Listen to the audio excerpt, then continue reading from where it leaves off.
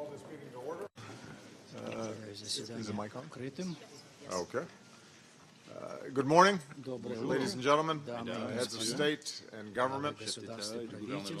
Last year, here at the United Nations, I called on the world to unite against the evil that is ISIL, or Daesh, and eradicate the scourge of violent extremism.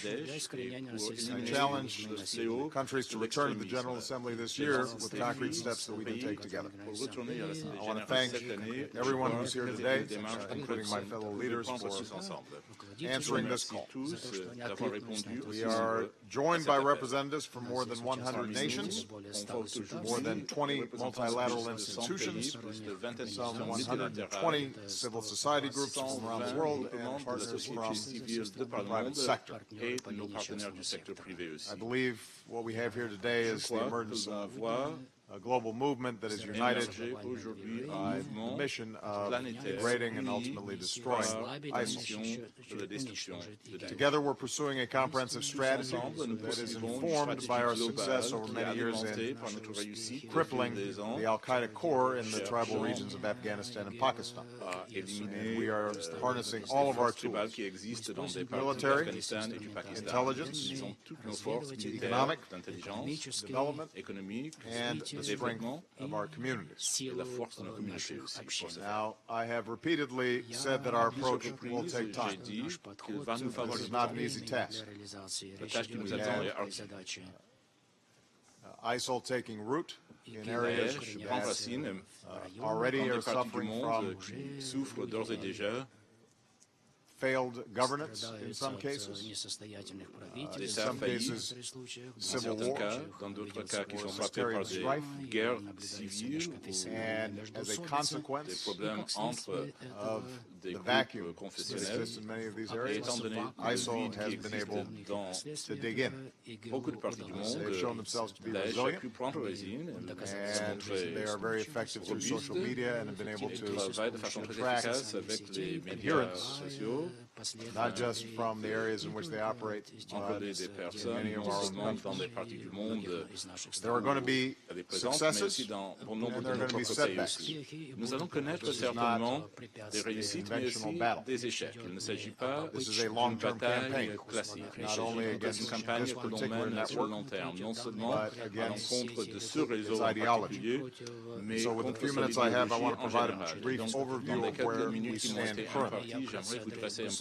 Our coalition has grown to some 60 nations, including our Arab partners. Together we welcome 3 new countries to our coalition: Nigeria, Tunisia, and Malaysia. Nearly 24 nations are in some way contributing to the military campaign, and we salute and are grateful for all the service members from our respective nations who are performing with skill and determination. In Iraq, ISIL continues to hold Mosul, Fallujah, and Ramadi. But Iraqi forces, backed by coalition air power, have liberated towns across Kirkuk province and Tikrit. ISIL has now lost nearly a third of the populated areas in Iraq that it had control. 18 countries are now helping to train and support Iraqi forces, including Sunni volunteers who want to push ISIL out of their communities. Mr. Abadi, I want to note the enormous sacrifices being made by Iraqi forces and the Iraqi people in this fight every day. In Syria, this has obviously been a topic of significant discussion during the course of this General Assembly. We have seen support from Turkey that has allowed us to intensify our air campaign.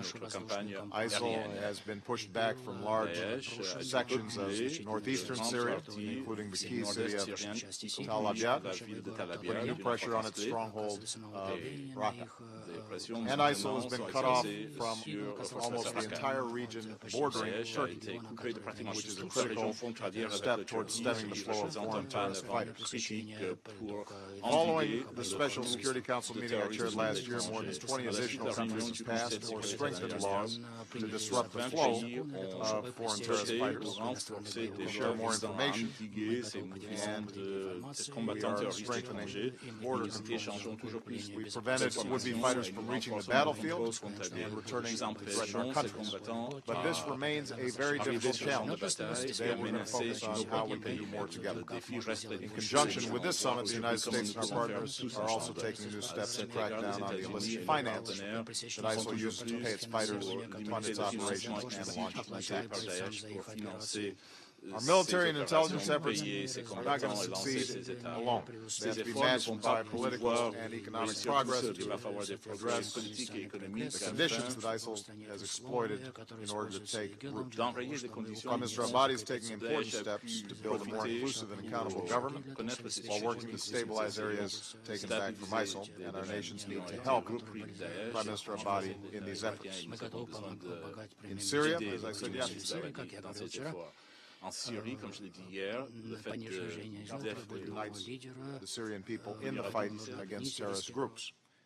This is going to be a complex process, and as I've said before, we are prepared to work with all countries, including Russia and Iran, to find a political mechanism in which it is possible to begin a transition process. As ISIL's tentacles reach into other regions, the United States is increasing our counterterrorism cooperation with partners like Tunisia. We're boosting our support to Nigeria and its neighbors as they push back against Boko Haram, which has pledged allegiance to ISIL.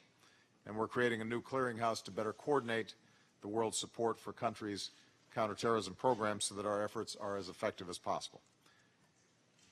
Ultimately, however, it is not going to be enough to defeat ISIL in the battlefield. We have to prevent it from radicalizing, recruiting, and inspiring others to violence in the first place. And this means defeating their ideology. Ideologies are not defeated with guns, they're defeated by better ideas, a more attractive and compelling vision. Building on our White House summit earlier this year and summits around the world since then, we're moving ahead together in several areas. We're stepping up our efforts to discredit ISIL's propaganda, especially online. The UAE's new messaging hub, the Sawab Center, is exposing ISIL for what it is, which is a band of terrorists that kills innocent Muslim men, women, and children. We're working to lift up the voices of Muslim scholars, clerics, and others, including ISIL defectors, who courageously stand up to ISIL and its warped interpretations of Islam. We recognize that we have to confront the economic grievances that exist in some of the areas that ISIL seeks to exploit. Poverty does not cause terrorism, but as we've seen across the Middle East and North Africa, when people, especially young people, are impoverished and hopeless and feel humiliated by injustice and corruption, that can fuel resentments that terrorists exploit, which is why sustainable development, creating opportunity and dignity, particularly for youth, is part of countering violent extremism. We recognize we also have to address the political grievances that ISIL exploits. I've said this before, when human rights are denied and citizens have no opportunity to redress their grievances peacefully, it feeds terrorist propaganda that justifies violence. Likewise, when political opponents are treated like terrorists and thrown in jail, it can be a self-fulfilling prophecy. So the real path to lasting stability and progress is not less democracy. I believe it is more democracy in terms of free speech and freedom of religion, rule of law, strong civil societies. All that has to play a part in countering violent extremism. And finally, we recognize that our best partners in protecting vulnerable people from succumbing to violent extremist ideologies are the communities themselves. Families, friends, neighbors, clerics, faith leaders who love and care for these young people. Remember, violent extremism is not unique to any one faith, so no one should be profiled or targeted simply because of their faith. Yet, we have to recognize that ISIL is targeting Muslim communities around the world, especially individuals who may be disillusioned or confused or wrestling with their identities. And in all of our countries, we have to continue to build true partnerships with Muslim communities based on trust and cooperation so that they can help protect their loved ones from becoming radicalized. And this cannot just be the work of government. It is up to all of us. We have to commit ourselves to build diverse, tolerant, inclusive societies that reject anti-Muslim and anti-immigrant bigotry that creates the divisions, the fear, and the resentments upon which extremists can prey. I'm pleased that here at this summit, businesses, including high-tech companies, are investing funds, training, and technological expertise to support innovative programs that push back on violent extremism. Cities around the world are joining together to build more resilient communities. Researchers are partnering to share best practices, knowing what works and what we can do better. And as we saw yesterday, young people from around the world are participating in their own summit. And these young people, many of them Muslim, are coming together and using their talents and technology to push back on ISIL's propaganda, especially online, and to protect their brothers and sisters from recruitment. These young people are an inspiration and give us hope. And I'd ask everyone to join me in thanking all the young people who are here today.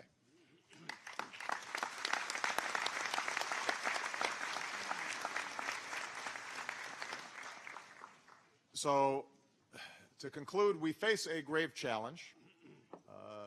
We have to be clear-eyed about the fact that this is very hard work.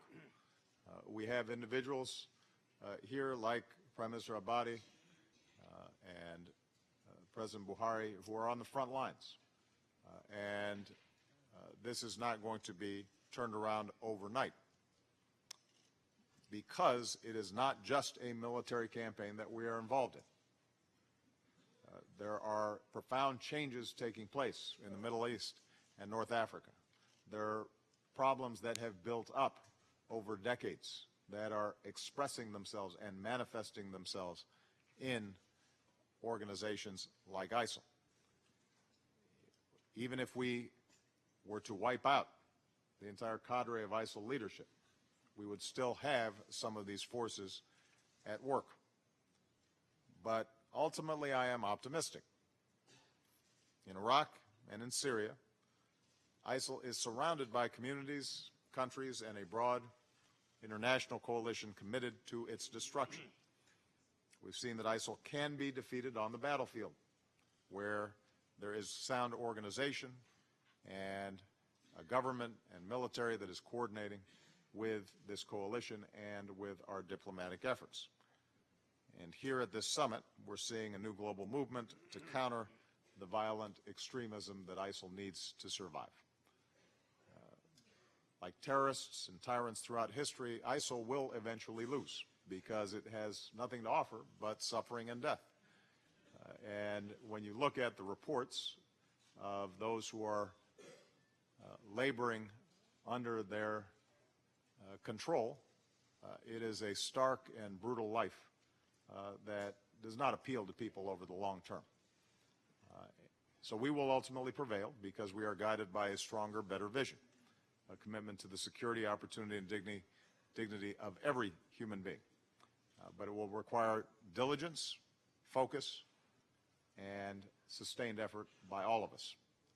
And I am grateful that all of you who are already participating are committed to this work.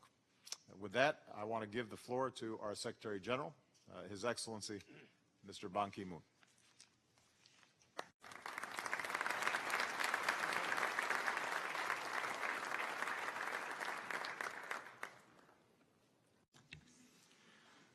Thank you, Your Excellency President Obama, for your strong leadership and very inspiring and visionary statement today.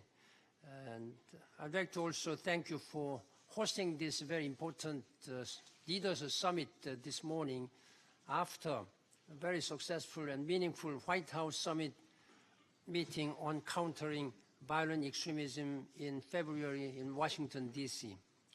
Since then, this process has sparked serious conversations around the world to address the menace at its roots. Violent extremist groups, including Daesh and Boko Haram, pose a direct threat to international security. mercilessly target women and girls, and undermine universal values of peace, justice, and human dignity. That threat is growing. Our most recent data shows a 70% of increase in foreign terrorist fighters from over 100 countries to regions in conflict. Addressing this challenge goes to the heart of the mission of the United Nations, and it requires a unified response. We know violent extremism flourishes when human rights are violated, aspirations for inclusion are ignored, and too many people, especially the world's young people, with their hopes and dreams, lack prospects and meaning in their lives. We also know the crucial ingredients for success: good governance, the rule of law, open pluralist societies, quality education, and decent jobs, full respect for human rights. Security-focused counterterrorism measures are crucial. Yet we can no longer have such efforts backfire by playing into the hands of those we are seeking to defeat, or by further alienating already marginalized groups or communities. The United Nations Global Counterterrorism Strategy, the Security Council Resolution 2178, provides tools for addressing the scourge of violent extremism, including the growing flow of thousands of foreign terrorist fighters. The newly adopted Sustainable Development Goals also echo the voices of people and critically include a goal of peace, justice, and strong institutions. Our objective must be to go beyond countering violent extremism to preventing it in the first place. On the basis of an emerging international consensus, I intend to present a comprehensive plan of action to prevent violent extremism early next year to the General Assembly. I hope that each and every member state who are participating in this would closely coordinate to share your experience and your vision, how we can work together to combat and fight this extremism. And we most welcome your suggestions. This plan, which is firmly based on the UN Global Counterterrorism Strategy, will provide specific recommendations to member states on individual and collective actions to systematically address the drivers of violent extremism at every level. It will also put forward recommendations on how the UN system can support member states to prevent violent extremism through an all-of-UN approach covering the many dimensions of our work. Let me briefly highlight 5 keys to success. First, governments cannot do it alone. We need to engage all of society: religious leaders, women leaders, leaders in the arts, music, and sports. Second, we need to make a special effort to reach young people where they live, share ideas, and communicate. Social media is essential. We need to offer a counterweight to the siren songs that promise adventure but deliver horror, and that promise a meaning but create more misery. Third, leaders must work harder to build truly accountable institutions. I continue to urge leaders to listen very carefully to the grievances and aspirations of their people and address them. Fourth, and fundamentally, we must be guided by the moral compass of our common values. Respect for international law and human rights is non-negotiable. Without it, we are lost. Fifth, and finally, let us not be ruled by fear or provoked by those who strive to exploit it. We have a major challenge before us, one that will not disappear overnight, but one that we can address concretely by forging societies of inclusion, ensuring lives of dignity, and pursuing this essential endeavor inspired at all times by the United Nations Charter and Universal Declaration of Human Rights. I thank you, and thank you for your commitment. Thank you very much.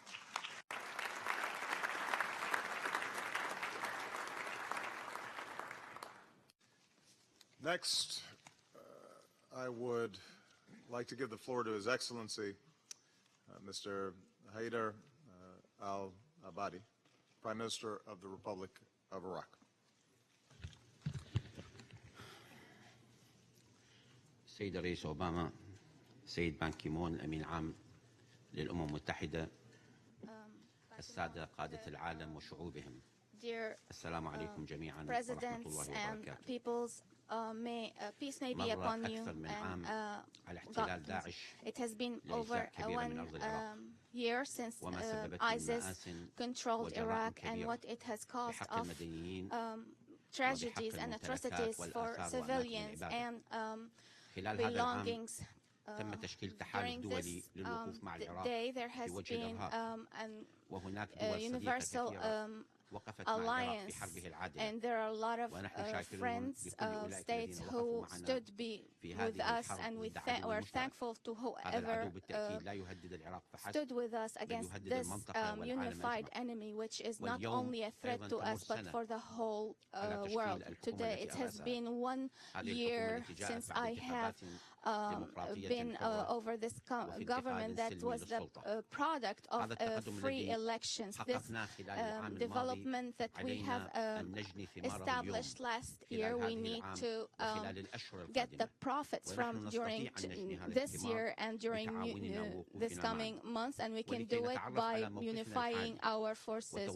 In order to know our stance and our approach, we need first to remember where we have been during last year before forming this government, and what we inherited from a country that is living a crisis, in which crisis was occupying more than 30% of the regions, and our military forces was in a very dangerous position, and there was the oldest culture in the world that was threatened by the occupation of ISIS, which is by occupying Iraq.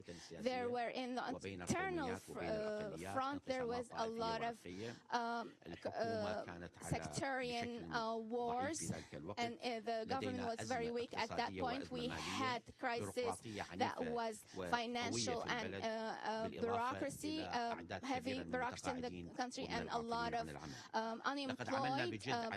We have worked hard in order to reunify our country against and rebuilding our forces and regaining our connection with the world, and building also the tribal communities and their leaders, including Anbar, Salahuddin, and Mosul, who are under threat of ISIS. A lot of the tribes' sons are fighting by the government military forces, and we are eradicating the roots of corruption in civil associations after we have recused a lot of officials in different governments, and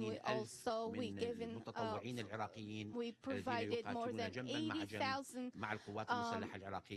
personnel who are fighting Daesh with salaries, and also for fighting ISIS. And we also have cancelled what is more than 50,000 of what is called the elusive soldiers who were just receiving salaries without really doing any work. This way we got our budget, rid of the burden. We're also getting rid of honor posts and reducing Iraq's dependence on oil income. During this, we're trying to benefit from the reduction of the oil.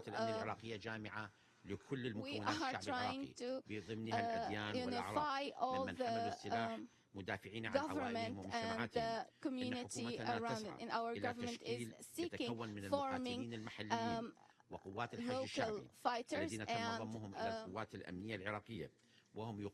who are fighting together against terrorism, and because ISIS is threatening the whole area, we are working on reinforcing our connection or relationship, including Iran and Saudi Arabia and all the regions of the area generally. We're also making reforms in the area and in the diplomatic front, and we are acquiring وبمساعدة التحالف ودول صديقة During the last year, we have freed Amerli and Marwana and Jurf al-Sakhr and Zummar and Beji and Jawala and Sadir and Dulu'iyya and Takrit and Dur and Alam and Hajjaj and a lot of other regions. And in freeing Tikrit, we involved the security forces of Iraqi and the tribal forces and the community forces also. Tens of thousands of Iraqi people are now back in Tikrit. About 80% who who had fled before they came back after a lot of assistance who provided aid to Iraqi through directly or indirectly. وبالرغم من مخاوف الكثيرين بهذا الشأن فإن حالات الانتقامات كانت ضئيلة جدا بالمقارنة مع حوجة الحياة الطبيعية على نحو متزايد.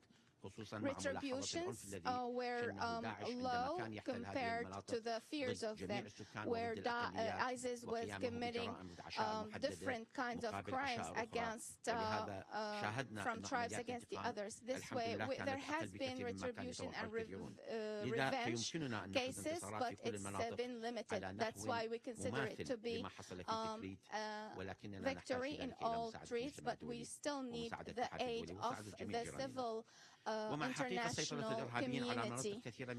Despite ونزوح ملايين what's going on of we have 3 million Iraqi who has been out of their places, and with the budget of Iraq compared to what have been, we cannot finance all these وتحقيق النصر فيها battles that we are seeking to win. We need your help and the help of the international community in financing and the equipment of our soldiers. We need your support in order to also take care of the people who lost their loved ones and the children. We need your help to also to drive this where the radicals and the terrorists are stemming from, and their ideologies who are coming from all places in the world, and they're coming from the North of America, they're coming from Islamic and Arabic countries too. We need to work with our neighboring countries to stop the foreign terrorist fighters who are killing civilians in Iraq and Saudi Arabia, and then go back to their countries where they come from after they have done a lot of terrorist actions. We want you to stop the terrorists from financing the money through through international financial networks that are being used now to finance those terrorists. We are demanding to suspend it under the light of the resolution of the Council. We want you to help us stop them from enslaving women and men and stealing the artifacts, and because those people who have been, whose hearts have been filled with hatred, we need to adopt the treatment of the reasons of those problems, economic and political. We have started on doing that up till now, uprooting this basic reason that causes people to be directed towards radicalization and violence and terrorism. We have provided different kinds of sacrifices, and our people are still sacrificing their lives for this purpose. We need not to lose focus and not to lose time in enforcing our gathering our forces against ISIS, and do not forget that the time is a big element. Together you have stopped, and we have stopped the march of the terrorists. Together we will gain a victory that is not only the victory of the Iraqis, but it is a victory for all the representing countries and every country that has contributed with us in fighting the terrorism. Thank you, and for all that we have done and all that we're going to do. Thank you.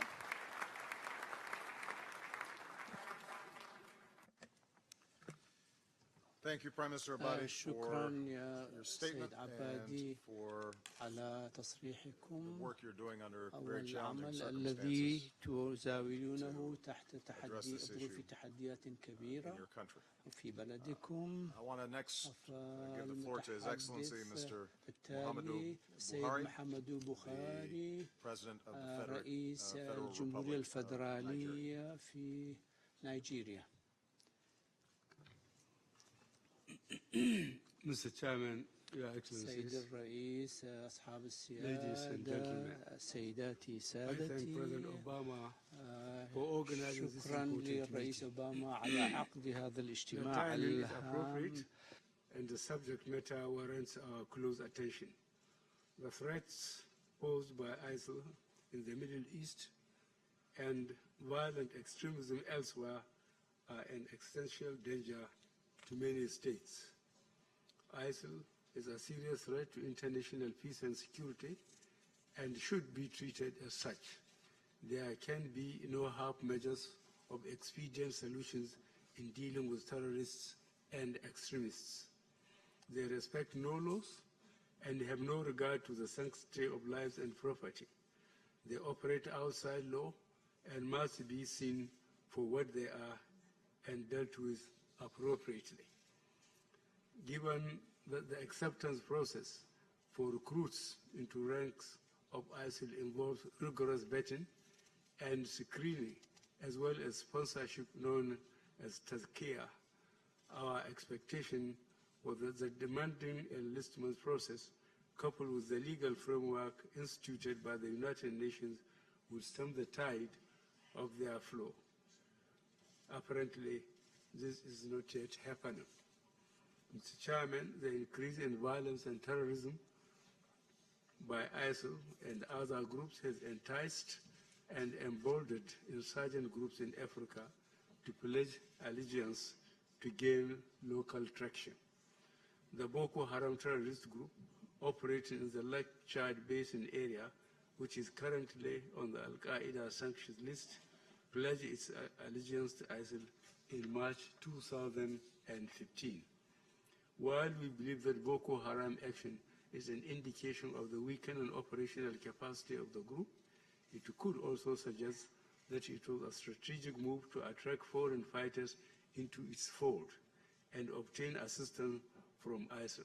Certainly, whatever the reason was for the declaration of allegiance, one thing is certain: Boko Haram terrorists group wants to be drawn into the center stage of global terrorism. This development has led not only to a shift in strategy, but also to changes in ideology, recruitment, and propaganda methods by Boko Haram. It is recourse to mass executions and public beheadings in the style of ISIL became notoriously widespread after the declaration of allegiance. We also note that sub-Saharan Africa has been receiving special attention for purposes of radicalization and incitement. In the April 2015 edition of the IS magazine, the book entitled Sharia Alone Will Rule Africa, Boko Haram was congratulated for joining the caravan of jihad, saying that they would now guard yet another frontier of Khalifa. Boko Haram is neither protecting nor promoting Islam. Islam is the religion of peace and does not advocate the killing of innocent people. Furthermore, capitalizing on historic ethnic tensions and upheavals in Africa, ISIL is making vigorous recruitment campaigns and strident efforts to expand into some communities into the Sahel region. Indeed, ISIL operations have lent credence to the supposition that terrorism and violent extremism are the two sides of the same coin. Mr. Chairman, Nigeria notes with satisfaction the efforts of the United Nations and the rest of the international community to contain ISIL. We certainly need to do more. We need to take military action combined with effective border security, intelligence collection and sharing, and vigorous policing action. These alone may not suffice, but they can certainly stem the tide and reverse the process of recruitment, movement, and effective operation of foreign terrorist fighters and their associated radical extremists. In order to put in place the critical components of an effective approach to countering ISIL and eventually defeating it, we must address the threat from source. We must find a way to prevent young people from turning to terror in the first place. And the young people that turn to violent extremism do not exist in a vacuum. They are often part of communities and families and are lured into the fold of barbaric and nihilistic organizations somehow through a misguided appeal to their worst fears, expectations, and apparent frustrations. While addressing the causes of this attraction and how to deal with them, we should pay close attention to other manifest factors that may not be tangible but can be crucial. Good governance, which entails transparency, accountability, and rule of law, remains the basis on which we should kickstart the process of ridding the world of the menace of terrorism and violent extremism. The international community will be required to work together to deter and disrupt illicit financial flows from nations with weak anti-theft structures to other parts of the world. Where such funds are identified, the victim states should be assisted to recover them expeditiously. Mr. Chairman, you have yourself observed that, and I quote, groups like Al-Qaeda and ISIL exploit the anger that festers when people feel that injustice and corruption leave them with no chance of improving their lives, unquote. Mr. Chairman, member states need to address local socio-economic grievances by formulating policies that will ensure broad-based transformation through job creation, equalization of opportunities, and expanding access to social services. We in Africa need also rededicate ourselves to uphold the mandate of the African Union Peer Review Mechanism and other good governance initiatives that we have adopted in our region to encourage conformity with political, economic, and corporate governance values. Mr. Chairman, the Secretary General of the United Nations noted in 2015, we are facing, I quote, the greatest test our human family faces in the 21st century, unquote. Thus, all options must be explored, and all hands must be on deck in the quest for a durable and a lasting penalty to the threat posed by ISIL, Al-Qaeda, Boko Haram, and the like. I thank you for your attention.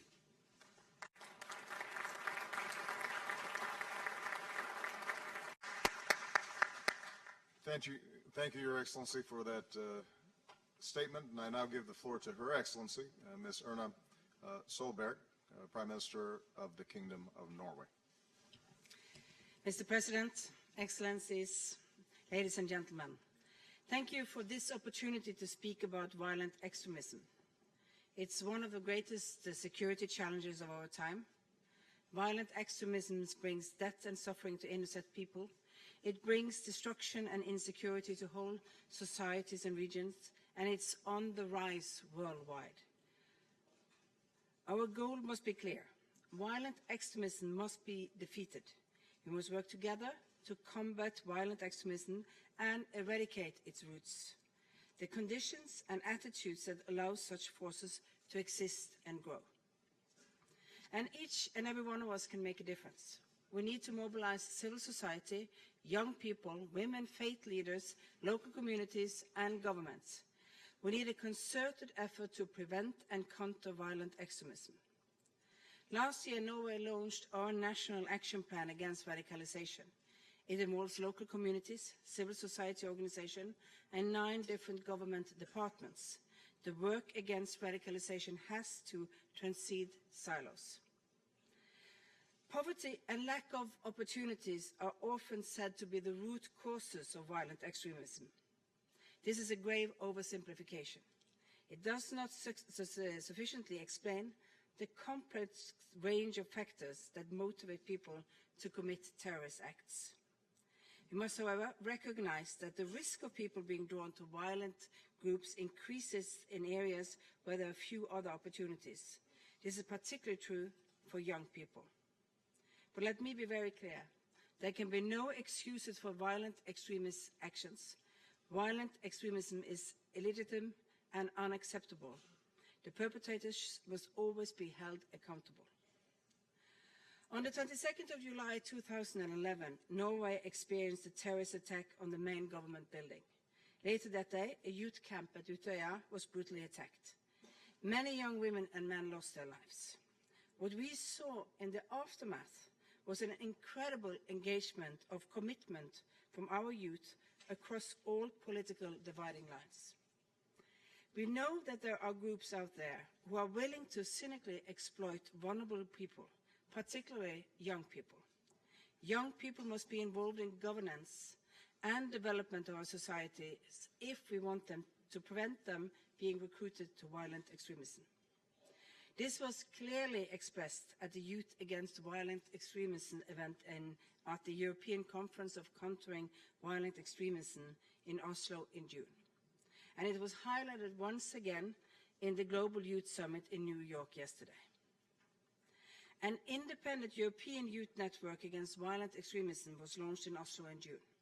We hope this will grow into a global network, and we hope that you will all find it as a useful partner in developing your own plans to stop violent extremism. Last year, the Security Council adopted Resolution 2178, which calls for the promotion of women's empowerment as part of the work to counter violent extremism. Extremists also understand the power of women, so they want them on their side. At the same time, they attack women's rights and silence women who are often an alternative vision of society. But it's exactly these voices that must be heard. Therefore, I warmly welcome and support the new alliance of women's organizations against the violent extremism. But I like to underline, when women raise their voices like this, they are not just heard by the extremists and hit by the extremists. They are often also attacked by more traditional forces in our societies. They will need our backing if they shall do their work against extremism. As new forms of violent extremism emerge, new knowledge is needed. We must improve our ability to share information that we already have.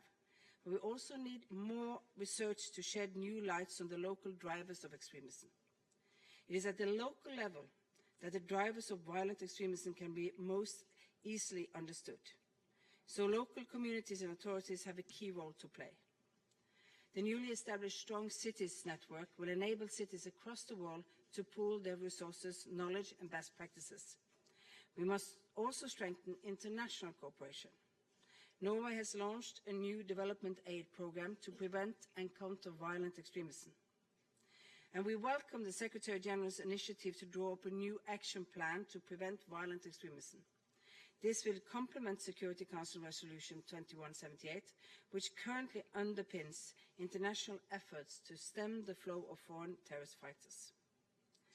Norway is contributing to all 5 lines of effort set out by the Global Coalition to counter ISIL.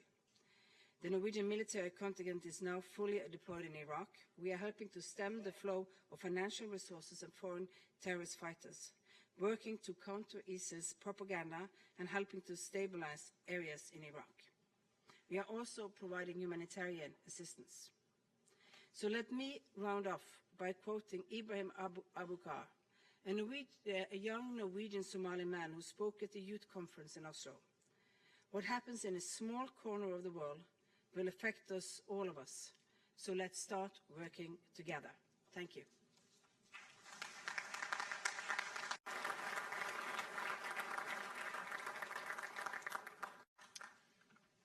Thank you very much, Your Excellency, for that excellent statement. We're now moving to a critical part of our agenda, and that is to hear from a broader group of coalition members in discussing how we can make further progress against ISIL. It's a large and growing global coalition. It stands united around a common mission. We're going to hear from key members of this coalition about the various efforts and the collective capabilities that we're bringing to bear, from military training and support to our partners on the ground in Iraq and Syria, to denying terrorist access to global financial systems and working to counter ISIL's message of hate. As we've indicated before, this is a long-term campaign and requires the kind of cooperation and effort from all of us that will be challenging, but I'm confident that we are up to the task. And I want to begin by giving the floor to His Majesty King Abdullah II, King of the Hashemite Kingdom of Jordan. Your Majesty.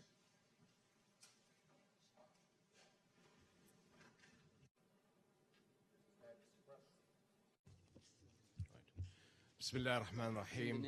Thank you, President Obama, for your continued leadership and commitment on this issue, which is possibly the greatest collective threat of our time. Last year I spoke here of the need for a coalition of the determined, and indeed this has transpired. Our collective resolve resulted in degrading Daesh assets and capabilities over the past year. Importantly, we have succeeded in interrupting Daesh's access to some of its vital financial resources. As a result of our efforts, Daesh's momentum has been weakened.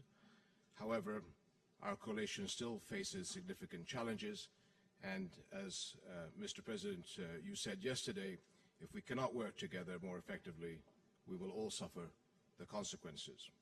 We all know the road ahead is long, but we can navigate it by continuing to work collectively, constantly adapting our strategy and upgrading coordination among coalition members.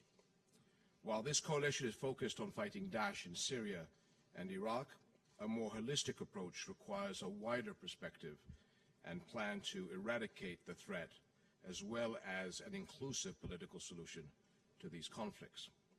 We must tackle the flow of foreign fighters and Daesh's supply chain across borders more effectively.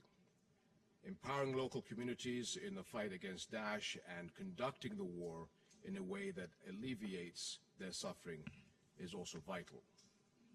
As I said last year, this is first and foremost our struggle. Muslim nations have to lead this fight to protect and show the true nature of our religion. Again, and as you pointed out, Mr. President, While the battles may be fought on the ground and by the population that is most affected, this war can only be won on the ideological plane. Another challenge we still need to address more effectively is the battleground in cyberspace.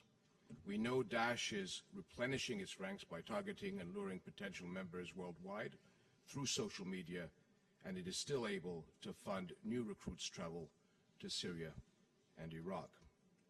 Daesh, Al-Shabaab, Boko Haram, and various terrorist groups that we are looking at are offshoots and franchises of the same threat and are in Sinai, Libya, Yemen, Mali, and now in Afghanistan and elsewhere in Africa and Asia. None of us are safe until we have a path forward that addresses this interconnected reality. This is not a single country's problem. It is not a local or regional problem. It is our collective problem. On this front, Jordan has begun a collaborative effort to reach out to, as a Muslim and Arab state, to countries in Africa to help coordinate and support with stakeholders and build a partnership to address our interlinked threats. We are certain that there is no alternative to a comprehensive approach and close coordination among all stakeholders that considers the threat of various terrorist groups across the wider region. We hope this will align various programs, counterterrorism and security assistance efforts under a unified strategy. Finally, we cannot tackle this threat in a vacuum. A world that allows the Palestinian-Israeli conflict to move further away from the two-state solution is a world that fuels extremist recruitment. Furthermore, the world should not be silent to violations to the sanctity of Al-Aqsa Mosque in Jerusalem, as this will only empower those who seek to wage a religious war. Winning hearts and minds remains a big challenge, as this will also require, in the longer and medium term, dealing with governance, poverty, youth, job creation, and education. It is only by stabilizing the entire region, giving people hope instead of fear and destruction, that we will truly address these and other challenges, including the outpouring of refugees, many of whom are fleeing from terror and seeking a decent life far from their homes. Thank you, Mr. President.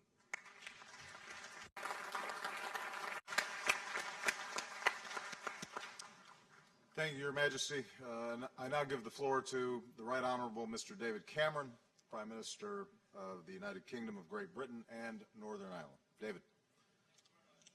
Mr. President, look, I agree with a lot of what's been said, and I won't repeat every point. You're right, this is a long-term campaign. You're right that ISIL have lost territory.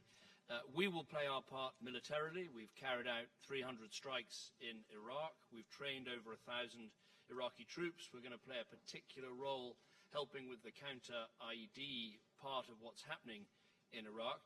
And we'll play our part politically. We'll support Prime Minister Abadi with the vital work he's doing. Britain has spent $1.6 billion on supporting Syrians in those refugee camps and in Lebanon and in Jordan. And we'll go on doing that because it's so vital as part of this effort. And we'll support the transition in Syria that Barak, you spoke about and that we need to see so badly. We also will play our role in the propaganda war that we need to win because, frankly, we need to call out ISIL for the mass executions, for the rapes, for the killing of innocent Sunni Arabs while they're selling oil and wheat to the Assad regime at the same time. We need to win this propaganda war far more effectively than we have to date. We're going to be establishing the Coalition Strategy Communication Cell in the United Kingdom, which will give some funding of $15 million to start with. And I think it needs to be a very important part to win, as people have said, the battle of hearts and minds amongst young Muslims right around the world. But I want to make just one point in my remarks, and it's this, that I think what we're saying about countering violent extremism, I don't think it's enough. I think we need to focus on the extremism that lies behind the violent extremism as well. Why do I say this? Well, I say it because the boy who straps a bomb to his chest and blows up an Iraqi town, the guy that stands in the desert with a knife having just beheaded a British hostage or whoever, they don't get there from a standing start. They have extremist views and an extremist mindset before they make that final decision to be an extremist terrorist. Now, maybe it starts with being told that Christians and Muslims can't live together. Maybe it moves on to being told the Muslims everywhere in the world are under attack, the grievance narrative. Sometimes it's being told that the terrible attack that took place in this city on 9/11 was somehow a Jewish conspiracy. And then it goes on to being told that violence is sometimes justified, that a suicide bomb, if it happens in Israel, well, maybe that's not so bad. And you get an extremist mindset that then moves on to the belief that taking part in violent jihad or joining ISIL or joining any of these other franchises, Al-Shabaab or others, is justified. And my point is simply this: we have to stop this process at the start, not at the end. So, of course, we have to win militarily, we have to have the political solution, we need all the propaganda I've spoken about, but we also need to challenge the extremist worldview right at the very start. What does that mean? Well, in Western countries, it means we have to root out the extremist preachers that are poisoning the minds of young Muslims in our country. We have to build more integrated societies so young people feel they truly belong.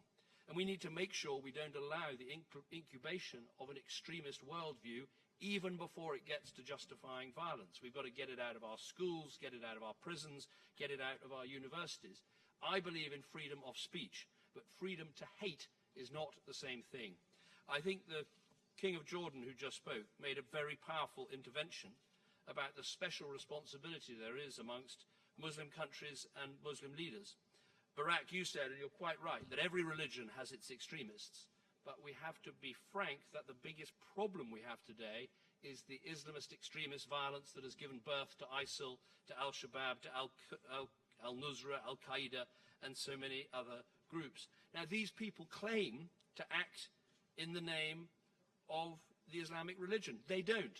I can say they don't. I can say they don't over and over again. You can say they don't, but there's nothing more powerful than what, for instance, the King of Jordan has just said when Muslim leaders and Muslim countries reclaim their religion and explain why what these people are saying is not Islam, it is a perversion of Islam. So we have to do that and to take away the building blocks of extremism that lead people to an extremist worldview that then takes them to an extremist terrorist view. That, I think, is as important as the military, political, diplomatic, and other steps that we'll take as part of this vital, vital campaign.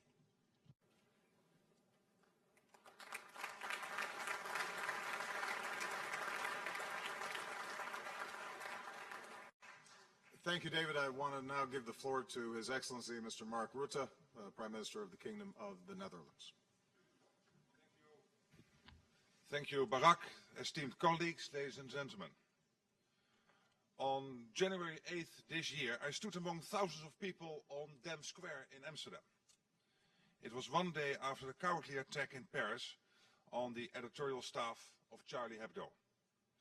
One day after the cold-blooded murder of 12 innocent people. People around the world were deeply affected by these events. Je suis Charlie, and we said it in Amsterdam too. It was an evening I'll never forget. There we stood, united and resolute.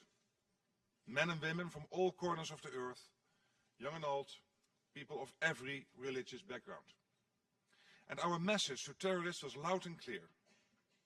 We are different, and yet we are one. We are the majority. And we will not let you divide us. Hands off our freedom were my words that night. And I can still feel the emotion of that moment. Daesh and violent extremism are not other people's problems. Not only are countries like Syria and Iraq being completely destabilized, this threat also spreads insecurity and fuels tensions in our own communities. And that is why the Netherlands is and will remain so actively involved in the fight against Daesh and in combating violent extremism. We have an obligation to help foster international peace and stability, and we cannot take our own freedom for granted. So we stand shoulder to shoulder with many other countries in the region and beyond in the coalition against Daesh. Dutch F-16s are involved in the air campaign against Daesh targets on a daily basis. We have sent military trainers and equipment to Iraq to train the Iraqi army and the Peshmerga. We are also providing emergency aid, implementing counter-messaging strategies, and working on capacity building. It is not an easy task, but it is crucial. When people are being beheaded and ancient heritage sites are being destroyed with sledgehammers, we must respond.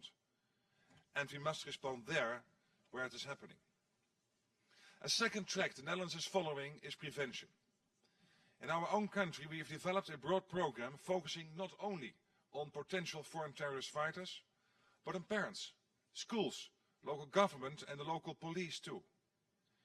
If we can give young, often impressionable people the prospect of a good future, they will be less drawn to extremist groups. The idea is that intervening early in their immediate social environment is the best way to stop young people being tempted to go off to fight abroad. Any kind of positive and moderate influence can help. Our approach is inclusive where possible and repressive where necessary. Our international efforts include working with partners in the Global Counter-Terrorism Forum. The forum is a primary platform where countries can share knowledge and information in order to prevent terrorism. A few days ago, the Netherlands became co-chair of the forum, affirming our long-term commitment. The forum complements and collaborates with the UN and other organizations. Over the past year, there has been a big focus on how to prevent potential foreign terrorist fighters from traveling abroad, and how to deal with those who come back. The fact is that violent extremism and terrorist groups like Daesh, Al-Qaeda, Jabhat al-Nusra and Boko Haram are constantly evolving. This is not a static threat and will not simply disappear. The international community cannot afford to sit back. We must be vigilant and persistent. We must continue to make it clear that we are not fighting a religion. We are fighting terrorists who carry out attacks and whose barbarism knows no bounds. For that reason too, it is good that we are meeting here today. The Netherlands remains fully committed to the task ahead. Freedom is our inspiration, resolve is our weapon, and together we will succeed in pushing back the terrorist threat. Thank you.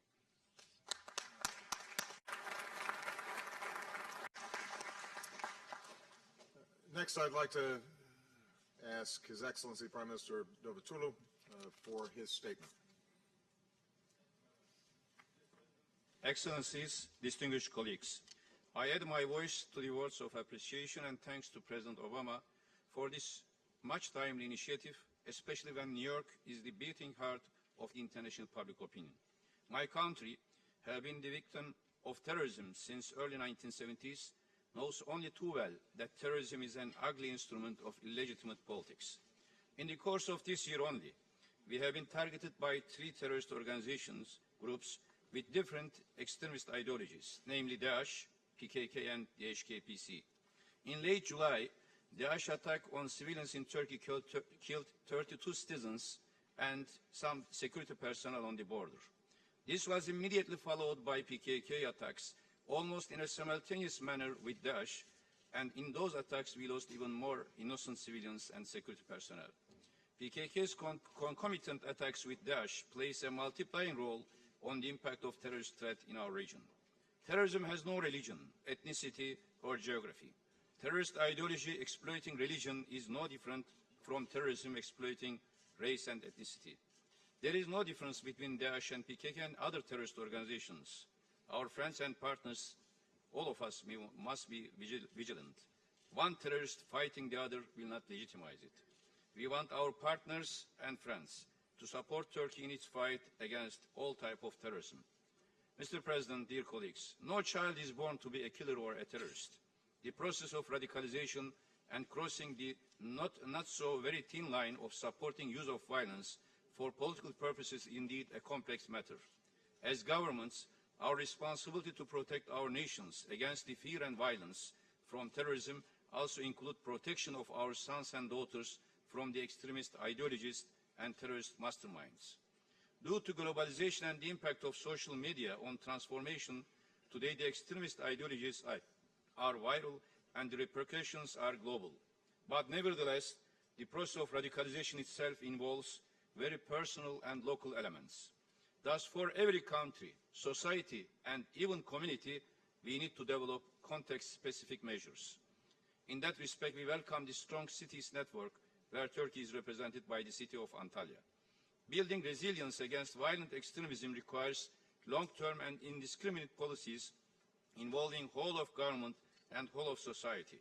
Patience, insight, coordination, consistency, and determination are keywords. An integral part of our countering violent extremism agenda should be avoid new dividing lines in our societies. We must pay utmost attention to ensure that violent extremism is not attributed to any ethnic, religious, or sectarian group. Turkey is the co-chair of Global Counter-Terrorism Forum and separately as the co-chair of Anti-Daesh Coalition Working Group on Foreign Terrorist Fighters has been contributing to the debate on countering violent extremism. Unprecedented threat emanating from foreign terrorist fighters in the past few years has only confirmed what we feared. Some of these young men and women who have joined Daesh from the very heart of Europe or from countries with predominantly Muslim population are neither poor nor uneducated nor had problems of integration. Yet they end up in the ranks of this vicious terrorist group together with the fringe clusters of petty criminals or sociopaths. Our work in Anti-Daesh Coalition Working Group, Global Counter-Terrorism Forum, or in other fora should thus be focusing on pull factors as well as push factors. Mr. President, in the no-entry list that my government has introduced against foreign terrorist fighters since 2011, we have now recorded down almost 20,000 names from over 100 countries. Moreover, thanks to the efforts of our risk analysis groups, more than 1,000 suspicious travelers were denied entry to Turkey at airports. As such, we prevented a considerable number of foreign terrorist fighters from reaching to conflict zones. Only in 2015, we have deported more than 1,000 foreign nationals with suspicious previous presence in conflict zones in Syria and in Iraq. Dear colleagues, I want to speak aloud. To tackle this problem, we need to act together. Without proper and timely sharing of intelligence, and in the absence of measures to address the grievances of young people in host countries, we as a whole will fail in this quest. Our efforts to dismantle networks of recruitment, propaganda, and finance of terrorist groups should continue. On the other hand, let us not deceive ourselves. While the foreign fighters phenomena has made the threat more visible, it is just part of the problem. There is no terrorist group, including Daesh and Nusra or others, that is solely formed by foreign fighters.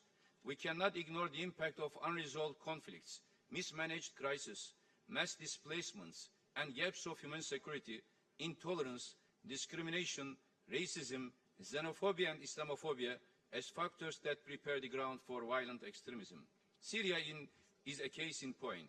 Failure to address the root cause emanating from the heinous and murder regime created a vacuum filled by Daesh, which turned into a pull factor for foreign terrorists from across the world.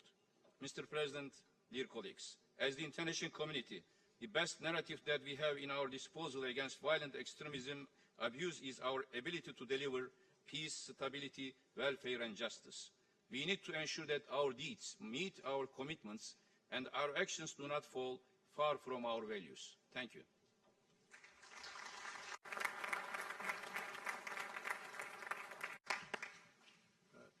Thank you, Ahmed. Next, I would like to ask His Excellency Prime Minister Matteo Renzi for his statement. Thank you, Mr. President. Thank you for your leadership for this meeting.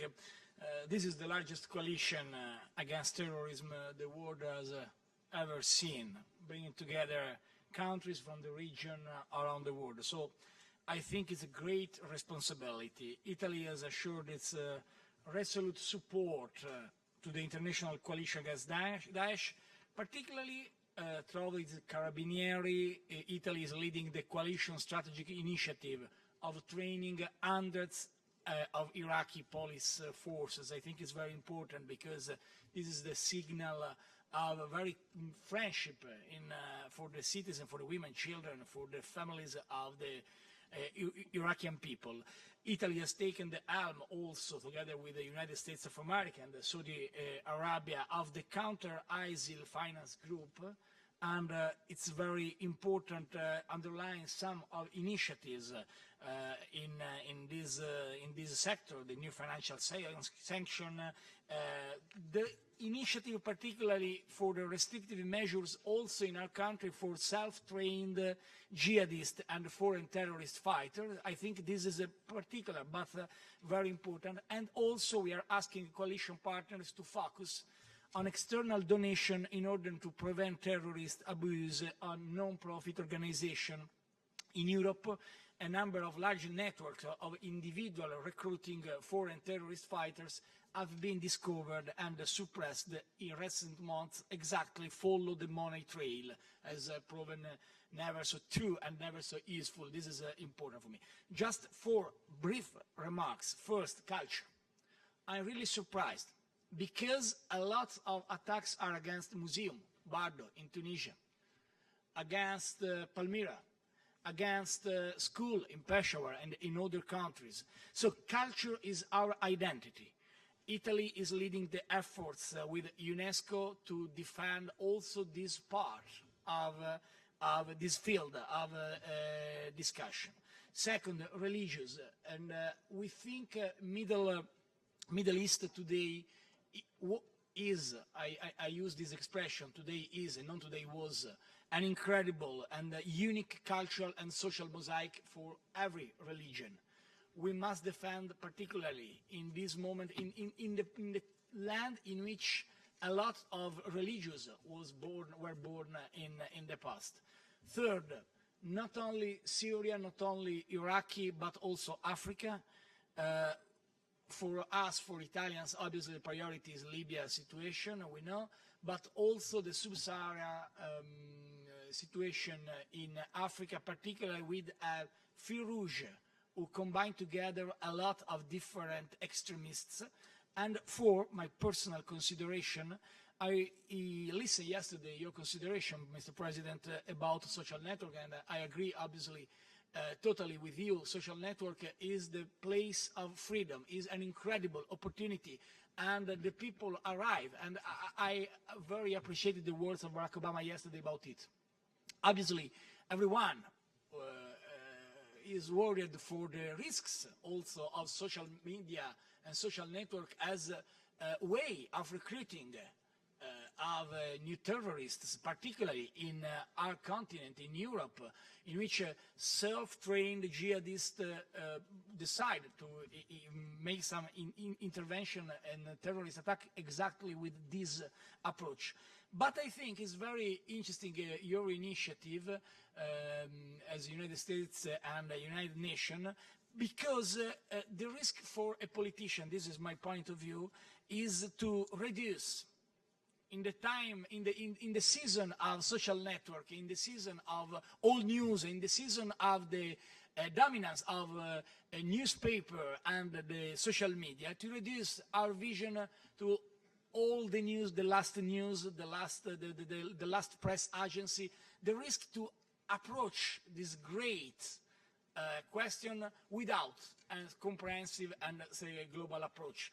I think your initiative of today is particularly important because help us to have an approach not only focused on the last event, of the last news, of the last question in the TV, in the all news, but we have a strategy and a vision. And I think this is absolutely crucial because the largest coalition around the world must win this battle. So I wish to offer to President Obama Italy's support to an international counter-terrorism clearinghouse mechanism, and we are absolutely sure we will prevail and defeat Daesh's evil projects.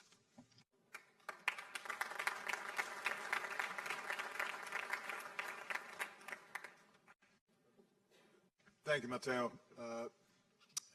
I think you've heard from a cross-section of the coalition and the unity of vision, but also the various capacities and elements that are going to be involved in us being successful in this process.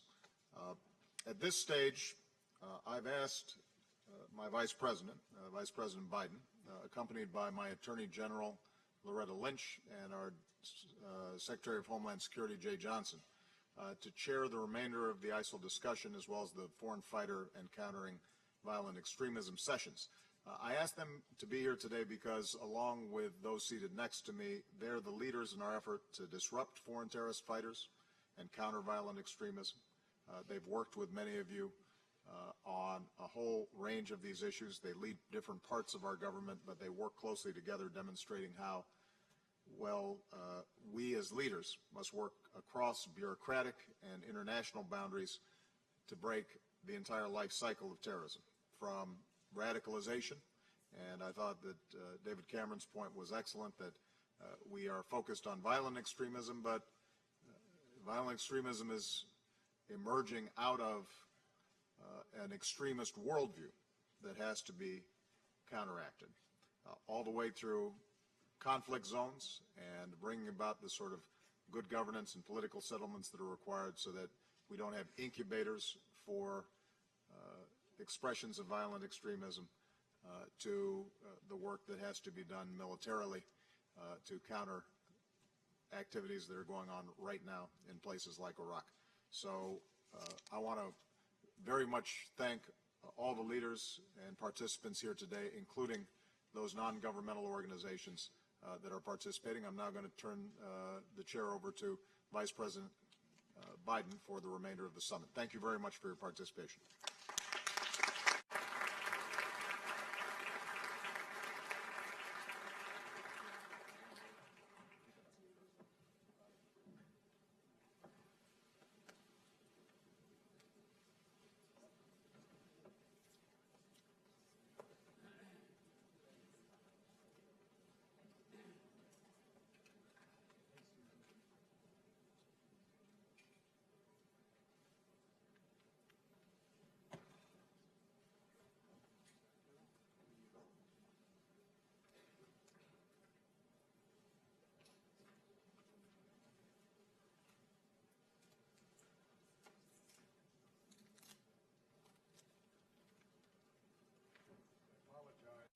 For the delay, and now I give the floor to His Excellency, the Foreign Minister of the Kingdom of Saudi Arabia, Mr. Al-Jabari, and the floor is yours, Your Excellency. Thank you, Mr. Vice President. Bismillah ar-Rahman ar-Rahim. أصحاب الجلالة والفخامة والسمو والمعالي السلام عليكم ورحمة الله وبركاته. Peace be upon you. Saudi Arabia emanating from belief in the international coalition, cooperation in all the work groups that have come from the coalition to fight CVE in all its representations and all its phenomena, regardless of purpose. They are all the most grave threats that the world confronts, and we realize from the outset that there is no one who is immune from this dangerous phenomenon that doesn't believe in any religion or culture, and we are all exposed to this threat, and Saudi Arabia has been targeted.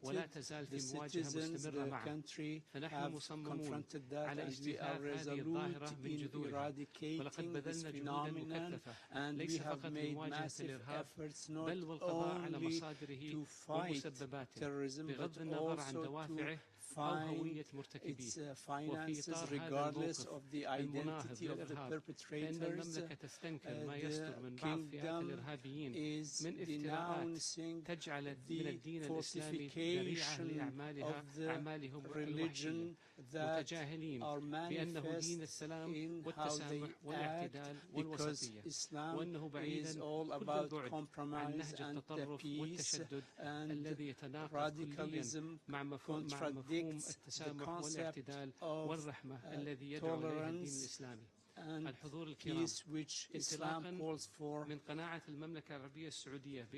based on Saudi Arabia's outlook that the best way to fight this evil is collective work.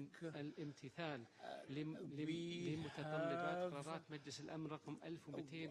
have implemented the UNSCR 2178 and 2007 إضافة إلى اتخاذها تدابير داخلية and we have also taken measures internally in order to فعلى سبيل المثال فقد سنت بلادي القوانين الكفيلة بمنع تمويل الإرهاب ووقف تدفق المقاتلين الأجانب إلى مناطق الصراع برعاية الانضمام إلى الجماعات الإرهابية.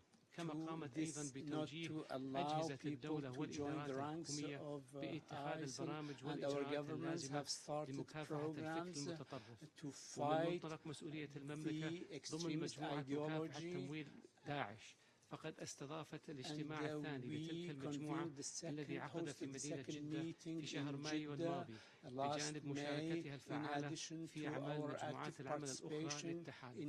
وفي الختام أود أن أشير إلى جهود المملكة في مجال مكافحة الإرهاب على المستوى الدولي والأممي، حيث سبق أن استضافت بلادي في عام 2005 ميلادي مؤتمر دوليا لمكافحة الإرهاب في مدينة الرياض، وطرحت خلاله فكرة إنشاء مركز دولي لمكافحة الإرهاب، وقامت بجهود كبيرة لإنشائه تحت مظلة الأمم المتحدة، وتكفلت بدفع ميزانيته المبدئية لمدة 3 سنوات بمبلغ 10 مليون دولار، وحرصا منها على أهميته واستمراره للقيام بعملية لتنفيذ استراتيجية الأمم المتحدة لمكافحة الإرهاب، قدمت دعم إضافي للمركز بمبلغ 100 مليون دولار. ولا يفوتني أن أنتهز فرصة هذا الاجتماع لدعوة الدول المشاركة وجميع دول العالم إلى تقديم الدعم اللازم للمركز لمكافحة الإرهاب والتطرف العنيف على مستوى العالم. وختاما نتمنى لاجتماعنا هذا النجاح والتوفيق، والسلام عليكم ورحمة الله وبركاته. Be successful. We thank you all very much, and peace be upon you all. Excellency, for a statement. Now I give the floor to the Foreign Minister of the Commonwealth of Australia, the Honourable Ms. Bishop. Australia, like nations the world over, has been appalled by the atrocities and the human suffering inflicted by Daesh, a barbaric terrorist group in both Syria and Iraq. The threat affects us all, and we all have a role to play in degrading, defeating and destroying Daesh and others committed to violent extremism. Australia has responded. We've implemented a comprehensive package of domestic counter-terrorism measures, and we're progressing the outcomes of Australia's regional countering violent extremism summit held last June. We're taking steps to disrupt the flow of foreign fighters from Australia and the funds that finance the activities of Daesh. However, my focus today is the coalition military effort. To address this threat and undermine Daesh's influence, we must defeat the group at its source.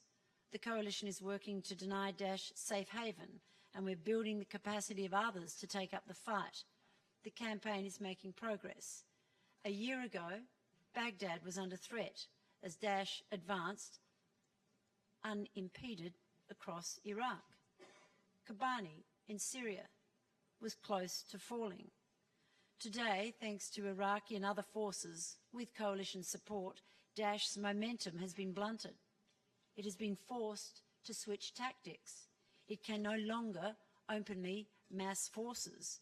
Its freedom of movement and ability to resupply and reinforce fighters has been constrained. Critically, coalition efforts to enable the Iraqi security forces to retake territory and re-establish Iraq's borders are making headway. Australia is playing its part in supporting Iraq reclaim its sovereignty and territorial integrity and protect its people. We're providing one of around a dozen advise and assist teams helping Iraqi security forces frontline operations through specialist support on strategy, targeting, air coordination and intelligence. We're also one of the largest contributors to the Building Partner Capacity Training Mission, the BPC, which is helping rebuild the divisions, brigades and battalions of the Iraqi army. In May, we commenced a joint Australia-New Zealand Building Partner Capacity Mission at Taji. This is a true coalition effort where we work alongside trainers from the United States and Spain and with the United Kingdom counter-IED team. Overall, across 7 BPC sites, 14,000 Iraqi personnel have completed courses. BPC-trained units are now beginning to deploy to the front line. Coalition training is helping to bolster operational confidence. The coalition is also helping ensure partners are better equipped, providing over $300 million in military equipment and supplies to date. We expect these efforts will translate to operational success. King Abdullah of Jordan spoke about the vital support provided by the air campaign. Australia has recently extended our airstrikes against Daesh targets from Iraq into Syria, pursuant to Article 51 and the legal principle of the collective self-defence of Iraq. Colleagues, our campaign must continue to evolve and our strategy adapt as the situation changes. Frank discussions with the Iraqi government are essential to ensure our support continues to meet Iraq's needs. Ultimately, defeating Daesh requires political solutions. To Prime Minister Al-Abadi, I reiterate Australia's support and encourage you to follow through with concrete measures to advance reconciliation and inclusive governance. These are vital to eroding Daesh's support base and appeal. Without them, military efforts won't succeed. We highlight the importance of National Guard legislation, which will send a vital signal to Iraq's Sunni communities, but also to coalition members who have invested so heavily in Iraq. We also need a political solution in Syria if there is to be an end to the conflict. No transition option should be rejected at this stage. Australia strongly supports UN Envoy de Mistura's efforts towards this end. The coalition remains unified and committed, as we have reaffirmed today. Australia will continue our strong contribution to this shared challenge.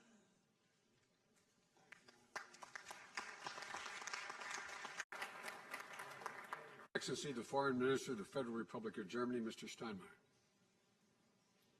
Mr. Vice President, Excellency, colleagues, first of all, thanks to President Obama for again taking the initiative to assemble our alliance here right during the General Assembly. Together, I think we have achieved some success in the last years. The massive advance of ISIL has been stopped, and in certain regions the group is under pressure, but we all know the defeat of Daesh is far away and the job is not yet done.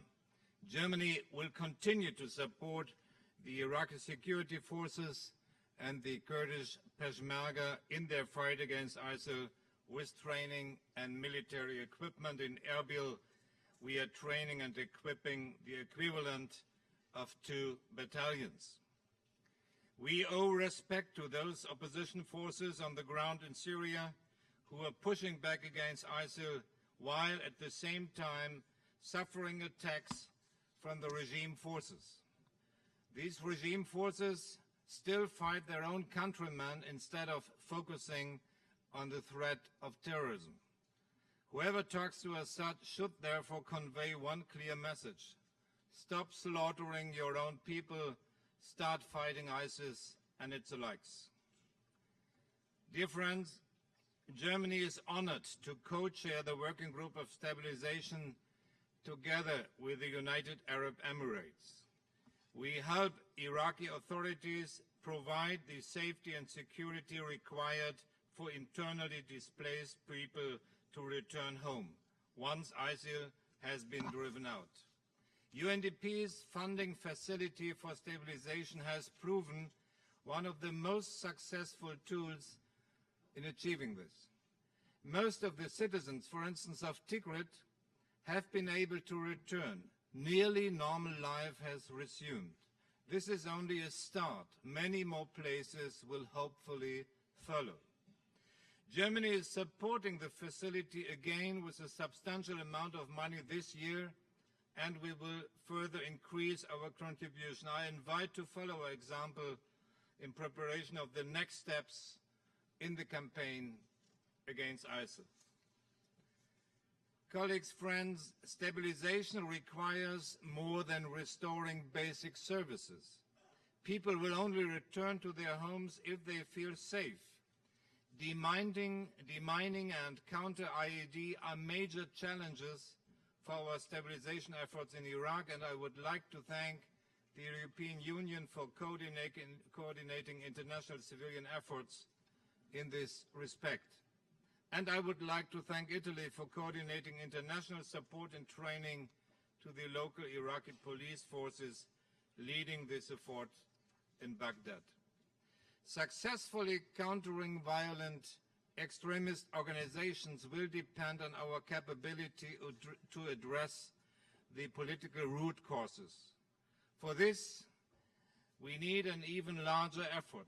We need an effort which brings to the most important regional players to one table. My impression is this process has seriously started here in New York right now during this General Assembly.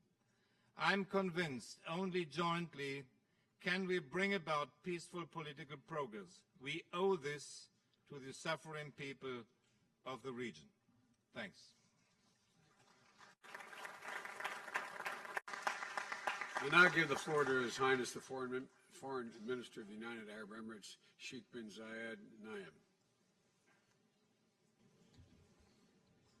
سيد نائب الرئيس بايدن، السادة والسيدات، السلام عليكم ورحمة الله وبركاته.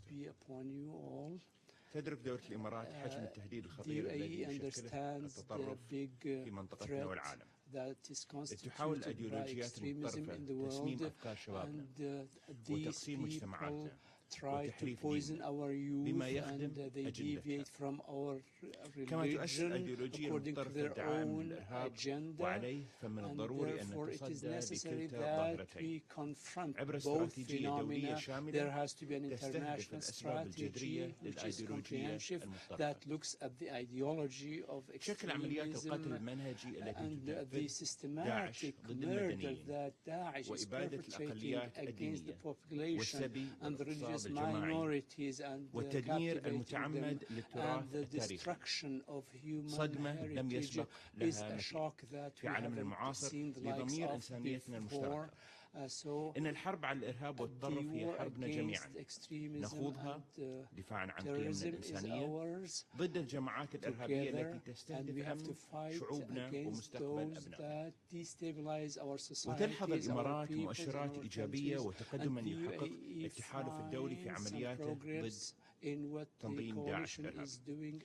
إلا أن دحر هذا التيار المتطرف يتطلب جهودا دولية مكثفة للقضاء عليه وعلى بؤر الإرهاب والضلال التي تستخدمها الجماعات التكفيرية كملاذ آمن، بما في ذلك معسكرات التدريب الخاصة في العراق وسوريا. ففي سوريا لا يمكن الحل في أي تواصل مع هؤلاء المسؤولين عن الفوضى والدمار، وإنما يتوجب علينا تكثيف حملاتنا ضد داعش ومواصلة الضغط والعمل من أجل التوصل إلى حل سياسي عاجل تماشيا مع مبادئ جنيف واحد. في العراق نثمن وندعم الجهود التي يبذلها سيد رئيس الوزراء حيدر العبادي لتحقيق المصالحة الوطنية بين المكونات المختلفة للشعب العراقي والإصلاح مؤسساته. ومع ذلك يتعين اتخاذ المزيد من التدابير الجريئة بهدف استعادة ثقة المكون السني في النظام السياسي والبناء على ذلك من خلال إنشاء جبهة وطنية موحدة ضد داعش. في هذا الصدد فإن بلادي على استعداد لتقديم الدعم في الجهود التي تصب في هذا الاتجاه. لا يخفى أن الفشل في إحراز أي تقدم في العراق أو سوريا سيتسبب في استمرار نيران الصراع فيهما وامتداد خطرهما على المنطقة. الأمر الذي سيؤدي إلى تفاقم أزمة اللاجئين وانعكاساتها السياسية والاقتصادية والاجتماعية التي تصاب مختلف دول العالم. الإمارات تدعم عمليات التحالف الدولي عسكريا وعبر مكافحة قنوات تمويل داعش والجماعات الإرهابية، وفي هذا السياق تشارك الإمارات مجموعة العمل المعنية بتحقيق الاستقرار ومجموعة العمل المعنية بالتواصل الاستراتيجي. اسمحوا لي هنا أن أركز على مساهمتنا في التصدي لخطاب داعش الإرهابي، وأن أضيف إلى ما ذكره السيد رئيس الوزراء البريطاني ديفيد كاميرون: لقد شهدنا استغلال داعش لوسائل التواصل الاجتماعي لنشر الفكر المتطرف والتجنيد، ما مكن التنظيم في الانتشار والنمو المتسارع. من هذا المنطلق قامت الإمارات معية مع الولايات المتحدة الأمريكية في يوليو الماضي بإطلاق مركز صواب الذي يهدف إلى رصد وتحليل خطاب داعش عبر وسائل التواصل الاجتماعي والتصدي له وتقديم رؤية إيجابية ومعتدلة لمستقبل المنطقة. رغم أنه لا يزال أمامنا شوط طويل في هذا المجال، إلا أن النتائج الأولية مشجعة للغاية. في أغسطس من العام الماضي أطلق المركز حملته الإلكترونية الأولى والتي ركزت على المشقين عن تنظيم داعش ولاقت نجاحا مميزا وردودا إيجابية كبيرة. كما أطلق المركز منذ عدة أيام ثاني حملاته الإلكترونية التي تلقي الضوء على الظروف المعيشية الصعبة التي يعاني منها السكان في المنطقة الواقعة تحت داعش. قد قمنا بالتنسيق مسبق مع شركائنا في التحالف وعدد من الشخصيات المؤثرة قبل إطلاق هذه الحملة لكي تنشر رسائلنا عبر شبكات متعددة ومتنوعة. وباستخدام هاشتاج أكاذيب داعش تفضح باتت رسائل تصدر قائمة التغريدات الأكثر تداولا في الإمارات والسعودية ومصر. يخطط مركز صواب لتوسيع إطار عمله عبر وسائل التواصل الاجتماعي أخرى ليصل مجموعات وفئات جديدة. وعلى الرغم من وجود بعض المؤشرات المبدئية التي تدل على تراجع نشاط داعش على تويتر، إلا أننا ندرك أن الصراع الطويل ويتطلب تفاعلا وتواصلا مستمرا من الحكومات والشعوب. إن الإمارات كانت ولا تزال تدعو للدفع قدما لأجندة الاعتدال في المنطقة. نحن نؤمن بأن التسامح والانفتاح والحكم الرشيد تشكل القيم الأساسية والمشتركة التي تركز عليها الثقافات والأديان المختلفة. نأمل من خلال مركز صواب ومبادرات أخرى أن ننقل هذه القيم والرؤى للمساهمة في إيجاد جيل يشعر ويتحلى ويبتعد عن الإحباط ويبتعد عن قلة فرص العمل والحياة. إن الإمارات ستظل ملتزمة بدورها في التصدي لخطاب التطرف سواء عبر الوسائل الإلكترونية أو غيرها من الوسائل الأخرى. نحن واثقون بأن رسائلنا ورؤيتنا المشتركة ستنتصر في النهاية.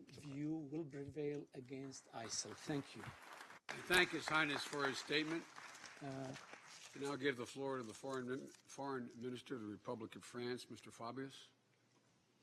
Merci, Monsieur le Président. Thank you, Mr. Chairman. Je voudrais d'abord remercier I should like first of all to thank President Obama for having taken this initiative, ce débat fort important. for having this very important J'ai 4 discussion minutes. today. Je voudrais I have présenter 4 4 minutes, and I would like to present you 4 première, ideas. The first, qui a été fort bien which exposée was par very well les orateurs presented précédents, by many previous c'est speakers, la nécessité was absolue, nous the sommes tous absolute d'accord need, là-dessus, on which we all de agree, lutter contre to fight Daesh against Daesh sous des formes diverses. Il y a in bien different sûr la ways. lutte militaire, Obviously, there's military il y a, on vient d'en combat. parler, la lutte We've talked about médiatique, the media il y fight a as well. la lutte qui s'adresse en particulier There à la is another jeunesse, fight which addresses young pour people in arriver à particular. montrer que So as to show ce groupe terroriste, that pour résumer, ce sont this terrorist de group, faux basically to religieux, sum it up, mais de are vrais criminels. fake religious Et là, people, nous avons but un true gros travail à criminals. faire, And here we parce have que considerable c'est vrai work que to dans do, l'opinion because publique, it's true ce that n'est pas in the eyes toujours of public considéré comme opinion, cela. Première that's idée. not the way things are always seen. Deuxième That's idée, my first idea. toute simple, My mais second parfois idea, les which idées is simples very sont simple, oubliées. but I think often we forget Si simple on veut things. montrer If concrètement we want to show qu'on est concretely contre le that we terrorisme, are contre against Daesh, terrorism and against Daesh, eh bien, il faut well, concrètement then we s'engager concretely dans la need lutte contre Daesh. to engage in the fight against Daesh. I've heard in recent days about a whole series of media initiatives which were very well carried out. But we here in this coalition, we're working, and it's not easy, but we are trying to get mobilized. But the best way to fight against Daesh, for those who say this, well, that's fine, veulent mener la lutte contre Daesh, c'est qu'ils mènent des opérations concrètes. Is that they undertake concrete operations. We are doing that here, but it's not yet the case that everyone is doing the same. Third rapid concrete remark I should like to make on the issue of Iraq. Prime Minister Abadi said, I think, everything that needed to be said. We need to have local military action on the ground, but we also need international airborne action. We need a political and social compact that respects everyone, and I think that everyone is convinced that it's only by pursuing our collective efforts on those three fronts that we will be able, over the medium and long term, because we will need time, to win our fight against Daesh in Iraq and to bring about sustainable stabilization of that country. Finally, on Syria, which is the most difficult aspect today. You all must know that France has recently decided to have reconnaissance flights over Syrian territory to increase our intelligence gathering capacities and, if necessary, to participate in strikes. And we did have strikes some days ago, and we will continue to have strikes in the context of legitimate defense of Article 51. So we will undertake these necessary military actions, and here I think a very lucid stock-taking of what we have all done in the last months will very probably lead us to improve the way things are done. But we also know that military action is not enough. We also must, these are reflections that are underway, create security areas safe areas for the Syrian population so they're not obliged to be refugees in neighboring countries, which gives rise to huge problems. We also need to move toward a political transition. Not all the players agree on the form that transition should take. We say very clearly that not only is there a moral obligation here, and that it's very difficult to envisage that the future of Syria continue to be entrusted to someone who the Secretary General of the United Nations has called someone who has committed crimes against humanity. But above and beyond that, simply the idea of being effective and efficient makes it very difficult to us to imagine that Syria, a country that we want to see united and free and which respects its communities, have someone running the country, the very person who was the source of the chaos which prevails there today. And it's going to be complicated, but I think we're all people of goodwill here, and we will have to find a political solution which will allow us to find an exit strategy, and which will further allow a government which has some elements of the present government, but other elements of the opposition, the moderate opposition, all to be represented therein. So there isn't a magic formula here that's going to allow us to avoid the long efforts necessary to fight Daesh, but we also need to avoid fake magic solutions that will only make the drama worse and longer. We need a political basis which will allow us to bring together political forces against terrorist threats, and if we don't have that, the necessary military action will remain insufficient. That's why France, just as many other countries represented here, proposed that we continue our military engagement against Daesh at the same time as we continue to act so as to bring about political transition in Syria. Thank you very much.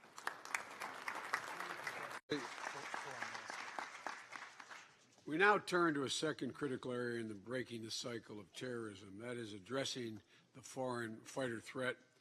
It's been 1 year since the United Nations Security Council adopted Resolution 2178, enabling our countries to make progress together, strengthening border security, updating our laws, and increasing our information sharing.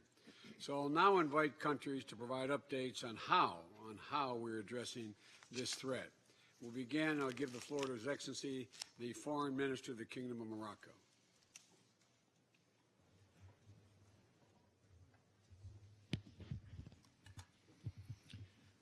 شكرا سيد الرئيس. سأقوم بقراءة وتلاوة خطاب جلالة الملك محمد السادس Thank you, Mr.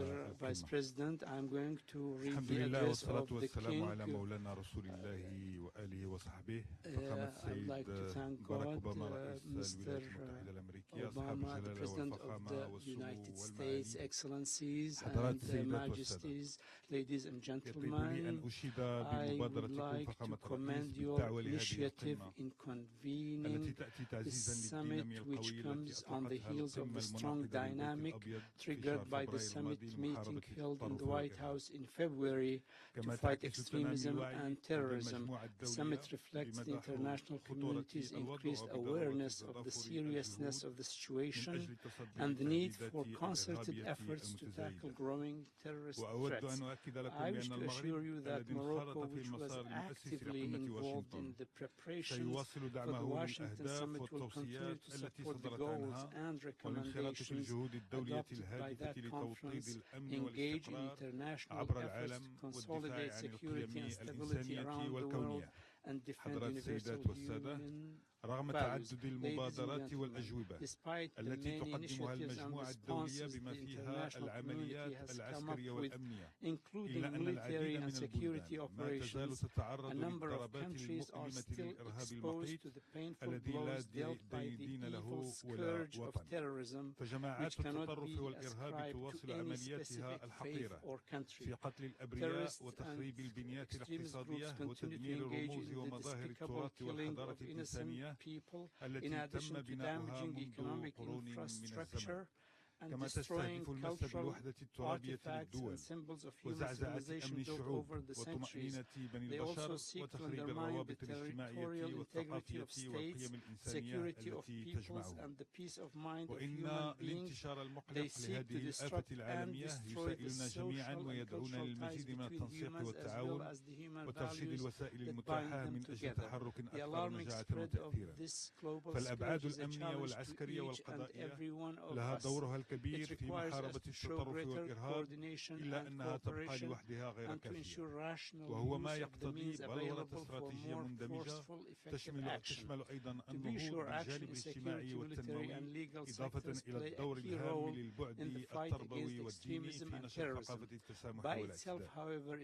حضرات السيدات والسادة، إن المقاربات المعتمدة في مجال محاربة التطرف والإرهاب ينبغي أن تقوم على شراكات من التعاون الصادق والوفاء بالالتزامات، وهي مسؤولية جماعية لا ينبغي بأي حال من الأحوال أن تكون رهينة حسابات أو مزايدات ضيقة أو موضوع استعلاء أو تحقير. ومن هذا المنظور فإن محاربة هذه الآفة يجب أن تقوم على توفر إرادة جماعية قوية وعلى التنسيق والتعاون الثنائي والإقليمي في القيام بالعمليات الميدانية وعلى تكامل واندماج الاستراتيجية الوطنية. إن المعركة التي تخوضها جميعا ضد التطرف والإرهاب يجب أن تتسم بالقوة والعمق من أجل جعل المواطنين أكثر ثقة ودعما للأنظمة السياسية والاقتصادية والاجتماعية لبلدانهم وتحصينهم ضد الأوهام التي تقدمها لهم الإيديولوجيات المتطرفة. كما ينبغي إعادة الاعتبار للقيم الدينية والروحية والثقافية والإنسانية، لأنها تفضح الادعاءات الفارغة وتدحض المبررات المغلوطة التي يستند عليها المتطرفون في تفسير عملياتهم الوحشية. ويبقى التحدي الأكبر في محاربة التطرف والإرهاب هو الإيمان الجماعي بأن هذه الآفة العالمية لا يمكن ربطها بأي دين أو حضارة أو ثقافة. فالجهود الدولية يجب أن تقوم على المساواة والاحترام المتبادل للهويات والخصوصيات الثقافية للشعوب ولمعتقداتهم الدينية وقيمهم الروحية. إن معركتنا ضد التطرف يجب أن ترتكز أيضا على تمكين الشباب والنساء من تربية منفتحة تنهل من المبادئ والمرجعيات الأصيلة لمجتمعاتهم في تشبع بالقيم الكونية لتحصينهم من نزوعات التعصب والانخلاق. كما يتعين الحرص على تحقيق أهداف التنمية المستدامة التي وضعناها واتفقنا عليها جميعا، لأنها تضمن حياة أفضل للمواطنين وتؤسس لعالم أكثر استقرارا. حضرات السيدات والسادة، لقد اعتمد المغرب استراتيجية شاملة تجمع بين العمليات الوقائية التي تتوخى محاربة العوامل والأسباب المؤدية للتطرف وبين المستلزمات الحفاظ على الأمن والاستقرار. فبفضل التنسيق والتعاون بين مختلف المصالح الأمنية الوطنية وتعزيز وتحديث الترسانة القانونية استطاعت بلادنا أن تجد إجابات ملائمة للتهديدات الإرهابية التي تعرف تطورا متسارعا. وإننا واعون أيضا بأن محاربة التطرف والإرهاب يجب أن تندرج ضمن محاربة شرطية ووقائية تقوم على انخراط المواطنين في الجهود والإجراءات التي تتخذها مؤسسات الدولة. وإن المغرب حريص على تعزيز الشراكات التي تجمعه بعدد من الدول في المجال الأمني للتصدي لمختلف التهديدات الإرهابية. وسيرا على نهجه في اعتماد التعاون التضامني، فإن المغرب مستعد لتقاسم تجربته مع كل الدول الشقيقة والصديقة وتمكينها من البرامج التي طورها في مجال إشاعة القيم الإسلامية السمحة والانفتاح على الديانات والثقافات والحضارات الأخرى.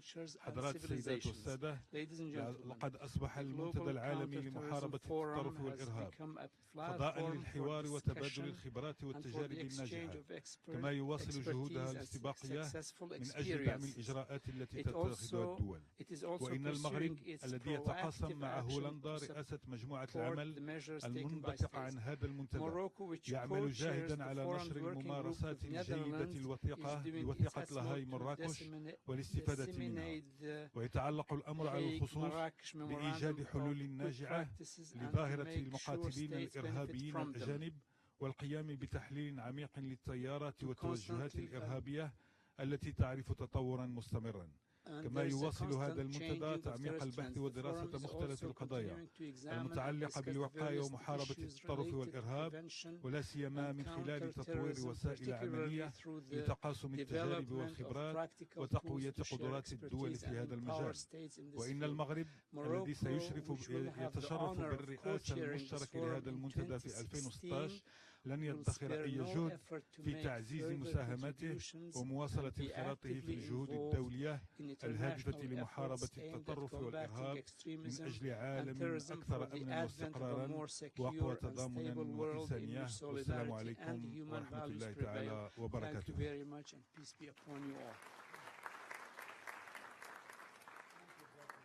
Prime Minister for his statement. Now I give the floor to His Excellency the Prime Minister of the Kingdom of Belgium, Mr. Michel. Mr. Michel. Monsieur le Vice-président, Excellences, chers collègues, je souhaite commencer par m'associer à celles et ceux qui ont salué les États-Unis pour leur leadership et leur mobilisation dans le cadre de cette coalition internationale. Et je veux d'emblée affirmer toute la mobilisation et tout l'engagement politique de mon gouvernement et de mon pays pour être un partenaire actif dans ce cadre. Vous l'avez dit, Monsieur le Vice-président, il y a un an, nous adoptions une résolution concernant les combattants étrangers et force est de constater qu'à la suite de cette résolution, des progrès ont été réalisés, des progrès ont été engrangés. Pouvons-nous pour autant nous réjouir? Non. Pas encore, il y a encore beaucoup d'efforts qui doivent être réalisés, beaucoup d'engagements qui doivent être concrétisés. La menace liée aux combattants étrangers n'a pas disparu, elle demeure. Nous devons donc continuer à travailler dans ce cadre, à travailler sur le terrain de la prévention et sur le terrain aussi de la capacité à réagir face à ce phénomène. Cela a été dit il y a quelques instants, bien sûr, nous devons tenter de travailler ensemble pour résoudre les causes, résoudre les conflits auxquels nous sommes confrontés. Je pense à la situation en Irak, elle a été mentionnée, à la situation en Libye, et plus particulièrement encore à la situation en Syrie. Et nous sommes partisans d'une approche globale. Il ne s'agit pas pour la Belgique de se demander s'il faut combattre Daesh ou organiser une transition politique. Il faut faire les deux. Il faut se mobiliser à la fois pour organiser une transition politique avec la perspective d'élections qui donnent de la légitimité à des institutions, et d'autre part, nous devons être mobilisés contre des terroristes barbares, au départ desquels des tragédies inacceptables sont une réalité pour les pays concernés, mais au-delà également des pays concernés. Enfin, je voudrais indiquer également que nous avons tenté en Belgique, et c'est une expérience que je partagerai avec vous ces derniers mois, de mobiliser des efforts parce que nous avons constaté en Europe, en Belgique, en France, des tragédies. Il y a un peu plus d'1 an, un attentat au musée juif de Bruxelles. Quelques temps après, une tentative d'attentat que les services belges ont réussi à déjouer à Verviers. Les attentats à Paris de Charlie Hebdo ont également été mentionnés. Si je regarde pour la France et la Belgique, en 1 an, il y a eu un attentat ou une tentative d'attentat chaque mois. Il y a quelques semaines à peine, dans le train entre Bruxelles et Paris, nous avons évité le pire grâce à des passagers qui ont réussi à maîtriser un terroriste qui avait 270 munitions et Kalachnikov et s'apprêtait à faire un massacre. Quelles sont les actions concrètes que nous avons menées? D'une part, nous avons installé un Conseil national de sécurité que je dirige comme Premier ministre pour favoriser le travail en commun des différents services et l'interactivité au plus haut niveau. Deuxièmement, nous avons modifié notre arsenal pénal pour pouvoir incriminer la participation à des formations au combat à l'étranger ou à des participations à des combats à l'étranger. Nous avons renforcé nos méthodes d'investigation pour mieux contrôler les télécommunications, par exemple dans le cadre de la lutte contre le terrorisme. Nous avons mis en place la possibilité, ça n'existait pas chez nous, de retirer des passeports ou des cartes d'identité pour ceux qui envisagent de se rendre dans des zones de conflit à l'étranger. Nous avons renforcé les initiatives pour pouvoir geler les financements des organisations liées à des opérations terroristes. Nous avons mis en place une stratégie globale d'échange systématique d'informations pour les foreign fighters, en prenant en compte des initiatives au départ de task force locales qui rassemblent les polices locales, les autorités administratives locales, les autorités judiciaires, en lien avec les services de renseignement. Nous avons en quelques mois considérablement renforcé les moyens techniques, les moyens opérationnels, les moyens humains de nos services de renseignement, et nous avons aussi tenté de renforcer les initiatives au départ de l'autorité judiciaire. En quelques mois, plusieurs dizaines de personnes ont été condamnées par les institutions judiciaires dans le cadre en question. Enfin, sur le plan européen, nous sommes mobilisés pour plaider en faveur de l'échange systématique des données des voyageurs. Ce n'est pas encore une réalité, nous devons progresser par rapport à cela, mieux contrôler les données Internet en respectant les principes fondamentaux de vie privée et en trouvant cet équilibre entre les règles de privacy and finding a proper balance between the right to security and the respect of other fundamental freedoms. And we also need to concentrate on arms traffic, which is a real problem where we must also mobilize and bring about a greater degree of cooperation between countries. I'll conclude by saying you understood that we are very determined to play a role here as much as our capacities will allow within our coalition. Et qui se mobilisent aujourd'hui parce que nous sommes convaincus que ce n'est qu'ensemble, en étant déterminés, en exprimant une volonté politique au sommet des différents gouvernements que l'on pourra réellement enregistrer des progrès pour un monde plus sûr. Merci de votre attention. Very good statement. I now give the floor to His Excellency the Prime Minister of Malaysia, Mr. Najib. Excellencies, I join earlier speakers in expressing my appreciation to President Obama for spearheading and galvanizing the international community's campaign to combat and ultimately eradicate, inshallah, the spread of the so-called Islamic State. We must give those in IS a clear choice. Renounce your virulent creed of hate, violence, and extremism, and be guided back towards a righteous path or face the consequences. Malaysia completely and unequivocally rejects any attempt to associate the wicked crimes they perpetrate with Islam. We condemn the blatant misrepresentation of the Deen when they say that their sadistic brutality, torture and murder of innocent men, women and children, Muslims and non-Muslims alike, is justified in the name of religion that is truly one of peace, justice, tolerance, and compassion. My region, Southeast Asia, has not been spared this threat, and to counter this, we have taken proactive steps both nationally and within the framework of ASEAN, the Association of Southeast Asian Nations. As chair of ASEAN this year, Malaysia will be hosting 2 key ministerial-level meetings on transnational crime and on the rise of radicalization and violent extremism in Kuala Lumpur over the next few days. Later this year, ASEAN heads of state and government will also deliberate on these issues. Let me assure everyone present that we take them very seriously indeed.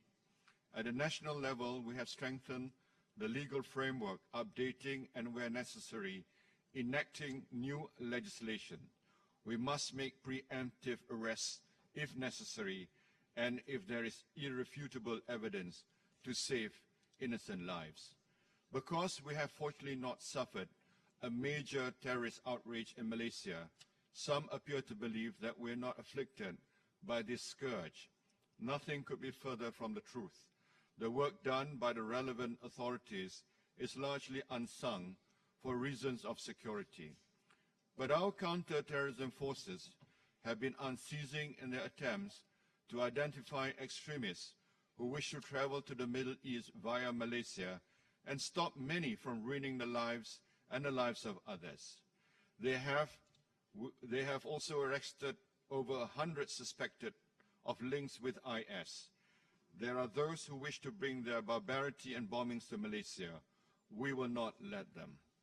These successes would not have been possible without close collaboration at international level, and we will continue to deepen our cooperation with like-minded nations, sharing timely intelligence, working with relevant military, police, and cyber security organizations to deal with this insidious threat. And yes, we are firmly part of the international coalitions against IS. However, these efforts are only part of what is necessary.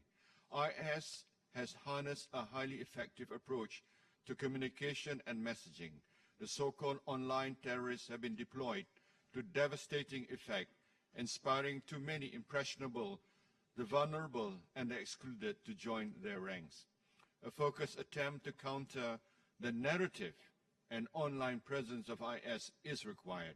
Southeast Asia currently lacks an overarching program to do this, so we must address this, and efforts are underway. I am pleased to say that Malaysia is actively exploring the establishment of a regional digital counter-messaging communication center.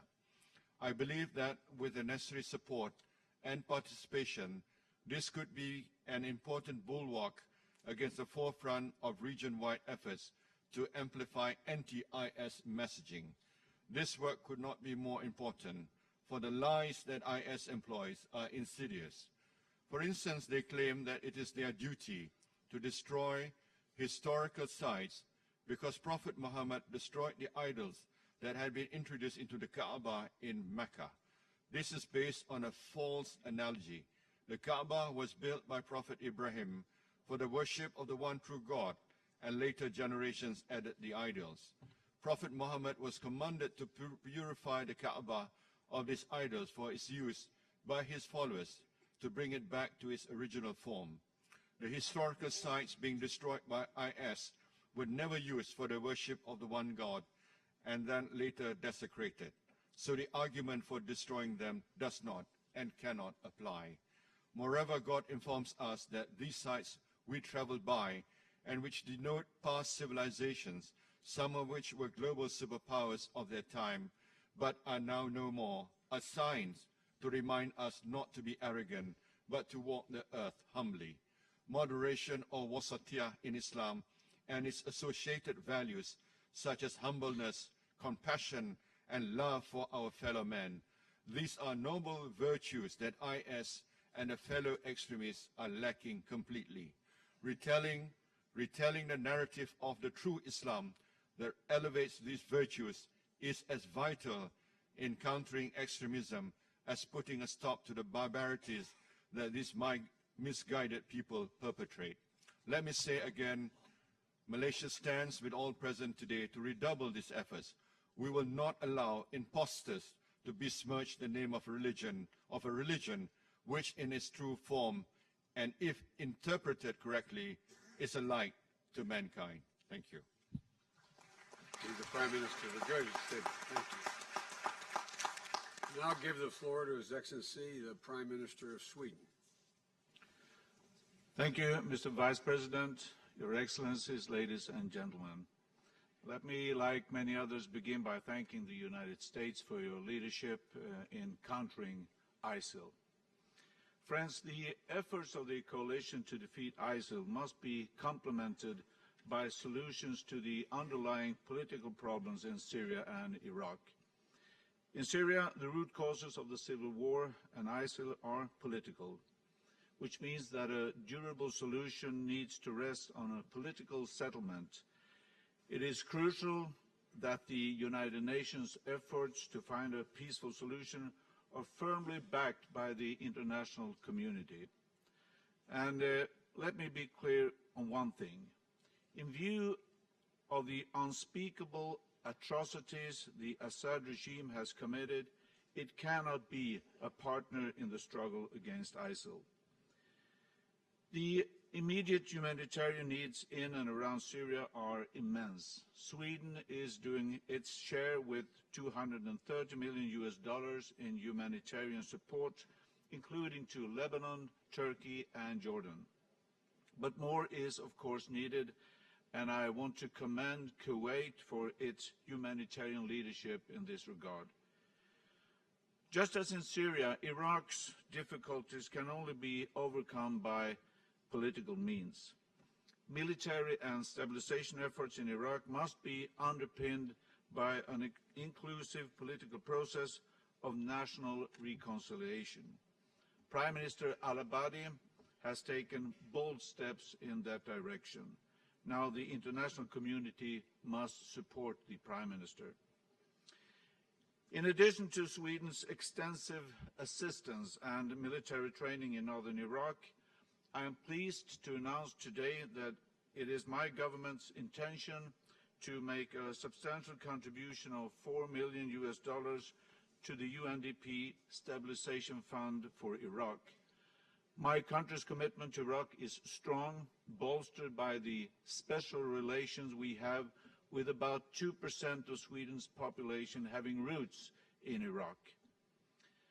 Now we need effective tools to prevent radicalization. Democracy, human rights, equality are crucial components, and civil society, religious leaders, social workers, and teachers are examples of those who can make a real difference on the ground. My government recently adopted a national counter-terrorism strategy with a special focus on prevention of radicalization and recruitment. Lastly, dear friends, I want to bring up the gender equality perspective. The widespread and systematic brutality of ISIL and other groups like Boko Haram against women and children is far beyond what is comprehensible and totally unacceptable. So gender equality is fundamental in preventing violent extremism in the long run. We need to find ways to enhance the role of women in countering violent extremism and terrorism. I can assure you Sweden is ready to be part of such efforts. Thank you for listening. For this very good statement. I now give the floor to His Excellency, the Foreign Minister of the Kingdom of Spain. Muchas gracias, vicepresidente. Thank you very much, Mr. Vice President. España tiene una larga y dolorosa experiencia en la lucha contra el terrorismo. Interno, más de 50 años y más de 1.000 muertos, y externos, con el asesinato de 190 españoles que acudían a su trabajo en los trenes de cercanías. De esa experiencia quisiera yo sacar 5 lecciones. La primera es que no hay negociación posible con los terroristas. Solo es posible la victoria militar, porque son ellos o nosotros. En segundo lugar, en esta lucha deben colaborar no solo los poderes públicos, sino toda la sociedad. Por eso me parece digno de alabar la actuación del gobierno iraquí intentando asociar a la lucha a todas las comunidades, kurdos, sunnis y chiíes que en Irak están. Y me parece digno de alabar las últimas palabras del primer ministro sueco en relación con el papel de la mujer. En ese contexto, España, en la presidencia del Consejo de Seguridad, convocará una reunión el 13 de octubre que presidirá el primer ministro sobre mujer, paz y seguridad, revisión de la resolución 1325, a la que están ustedes cordialmente invitados. En tercer lugar, en esta lucha hay que aplicar toda la ley, pero solo la ley. Se trata de ganar militarmente y al mismo tiempo demostrar nuestra superioridad moral. Por eso el respeto a los derechos humanos en este combate me parece esencial. En cuarto lugar, me parece vital la concertación de todos los actores de la región que puedan ayudar a derrotar a Daesh. En este sentido, me permito felicitar a los Estados Unidos por el reciente acuerdo con Irán que abre perspectivas nuevas. En quinto lugar, se necesita la cooperación internacional de todos los países fuera de la región que quieran apoyarnos en este combate. Ayuda aérea, apoyo logístico. España tiene más de 300 efectivos en Irán, combatientes extranjeros, financiación. Y un capítulo al que quiero dedicar unas palabras, el tema de la construcción de una narrativa alternativa a la que sirve a los asesinos para reclutar gente de sus filas. En este contexto, España forma parte de la Alianza de Comunicaciones con Turquía, del Centro CAESTID de Viena con Arabia Saudí y Austria, y muy recientemente convocamos en la Unión para el Mediterráneo, en que están presentes 43 países de la ribera norte y de la ribera sur del Mediterráneo, en una reunión sobre vecindad sur, en una reunión en que asistieron líderes religiosos de todas las comunidades religiosas presentes en la región, y seguiremos en este contexto. Eso es lo importante. Pero ahora quiero hablar de lo urgente. Y lo urgente es que hay que llegar a un alto el fuego inmediato, que nos permita llevar la ayuda humanitaria a los desplazados internos en Siria que carecen de todo. En segundo lugar, apoyar a los vecinos que están haciendo un enorme esfuerzo para mantener los refugiados sirios en países que tienen con pocos medios y muchas necesidades. Y en tercer lugar, para frenar el éxodo que está en estos momentos produciéndose de quienes tienen que huir de su tierra, dejar su tierra para conservar su vida. En este esfuerzo de alto el fuego deben participar todos, menos los terroristas con los que, como he dicho, no hay negociación posible. La reconquista de los territorios ocupados y el establecimiento de servicios sociales para que la población vea el dividendo de la paz me parece la segunda tarea. Y la tercera, última, abrir una transición política que permita un futuro próspero. Y en esta transición la experiencia española, y vuelvo otra vez a mi propia experiencia, aconseja en primer lugar parar la violencia. En segundo lugar, restablecer las libertades, prensa, asociación, reunión que permita a la oposición interna organizarse en términos operativos, y solo después de culminar estas etapas, unas elecciones democráticas y justas cuya participación, quienes podrán participar o no, será decidido en ese momento y solo en ese momento.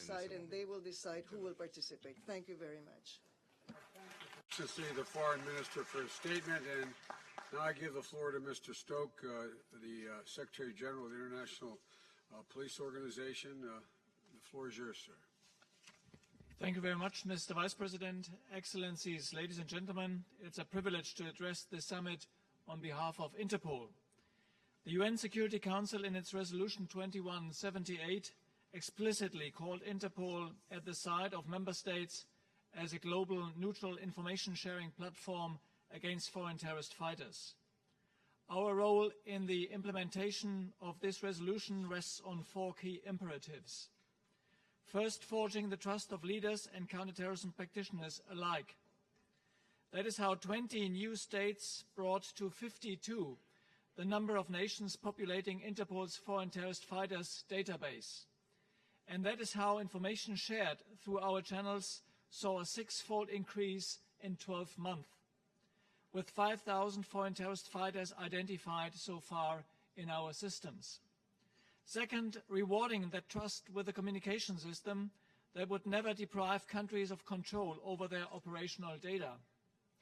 This principle is behind the more than 2,000 Interpol alerts issued by member states in the last year alone in order to disrupt foreign terrorist fighter mobility. Third, relying on analysis to extract new knowledge from this wealth of information, identifying higher risk individuals, assessing foreign terrorist fighters' demographics to define profiles at risk, studying routes and tactics, and focusing on facilitators and international links. Finally, and most importantly, ensuring that the right piece of data reaches the right officer, wherever the right decision has to be made at the front lines, both within and between regions. A 15-year-old boy bound for Syria, flagged by Spain with an Interpol alert and stopped within hours with his handlers at the doors of Turkey. A veteran terrorist recruiter identified in Lebanon thanks to an Interpol alert issued by Belgium. An aspiring foreign terrorist fighter identified overseas via Interpol tools, revealing travel patterns unknown to the country that had originally flagged him. These are real-life glimpses of the potential held in each record once shared across borders via Interpol. Yet paradoxically, that potential may still remain unexploited where it counts the most. As I speak, a young extremist may be trying to cross a border to join his or her first battlefield. A terrorist veteran may be doing the same to recreate that battlefield back home. If information on their identity won't have reached that border in time, if the officer guarding it won't be able to access that information, if an internet connection or even a stable power source won't be available to that border post, then they will have succeeded and we will have failed. Terrorism will exploit each and every gap. Ensuring that none is left behind will allow us to capitalize on the progress we have achieved together. Expanding access to Interpol screening tools and ensuring their systematic use at key choke points remains fundamental. Therefore, Interpol's first priority for next year will be to further increase the volume of shared foreign terrorist fighter data and to urgently mobilize international resources to build lacking infrastructure and skills in frontline states. Interpol will pursue a new objective against the threat that gathered us today. The first will be to disrupt improvised explosive device capacity. Foreign terrorist fighters have increased the risk of improvised explosive devices expertise being transferred between hotspots. Returnees may do the same on the way home. Information on known manufacturers and modi operandi must therefore flow across borders and silos. In parallel, we intend to build bridges between law enforcement and the military.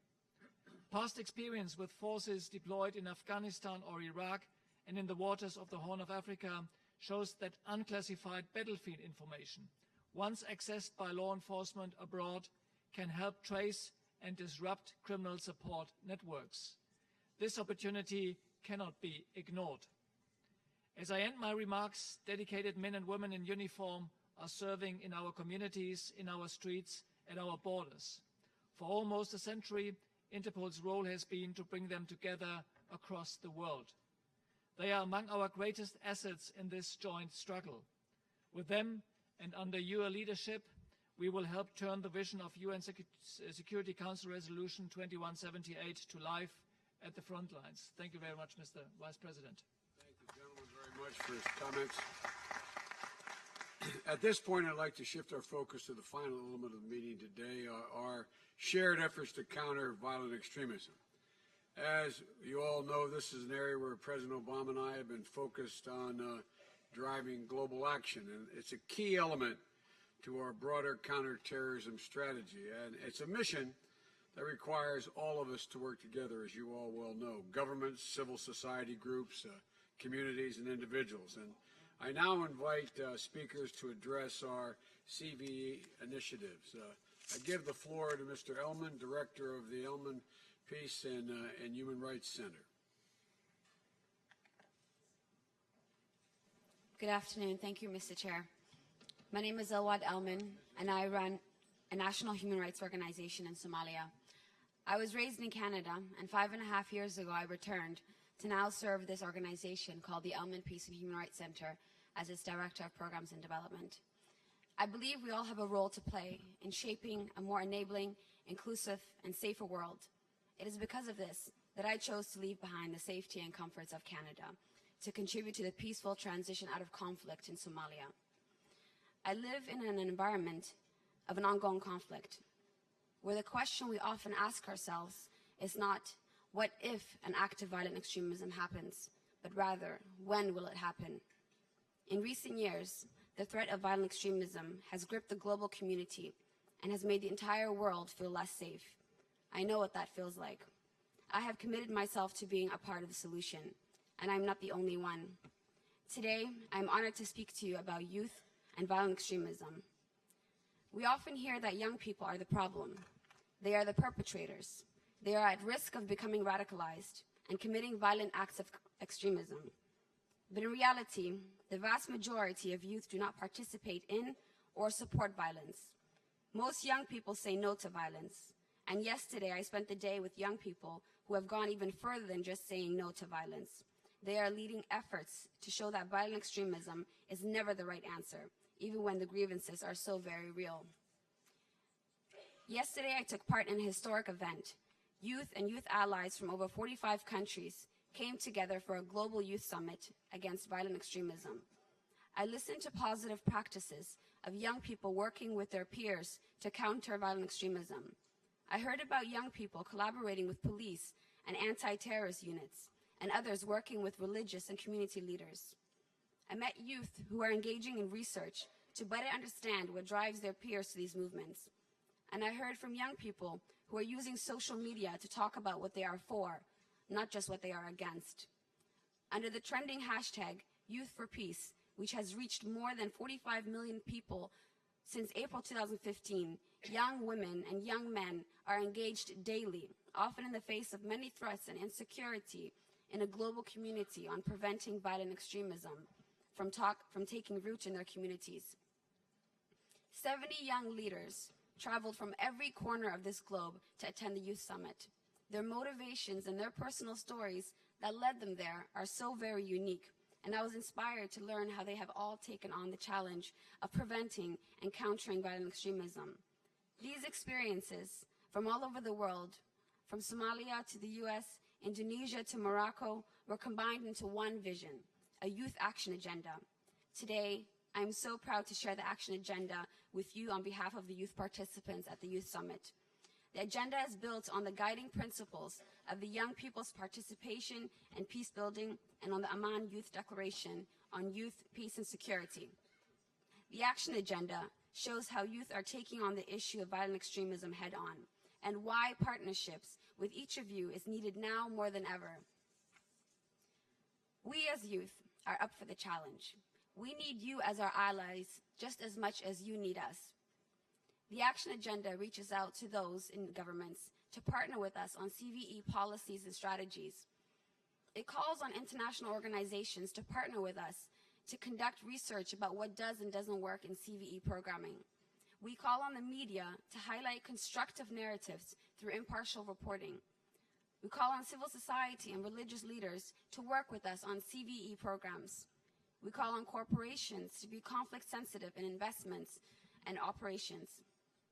We often talk a lot about comprehensive strategies for countering violent extremism, but rarely do we take a genuine whole-of-society approach, which is multidimensional. We are a lot more than just victims and perpetrators, and it is clear that young people are already doing very remarkable work in CVE. but now we need more support from you and recognition. By investing in inclusiveness with young women and young men at the center, we can achieve sustainable solutions. These are just some of the examples of the recommendations in our action agenda, but there are many other ways you can support youth around the world in our CVE work. My call to each of you today is, let's work together. Read our action agenda. Make commitments to support it. Engage youth in all of your CVE efforts. Invest in this so that the resources match the rhetoric. Join us. Commit to working together to prevent violent extremism. I have. Thank you.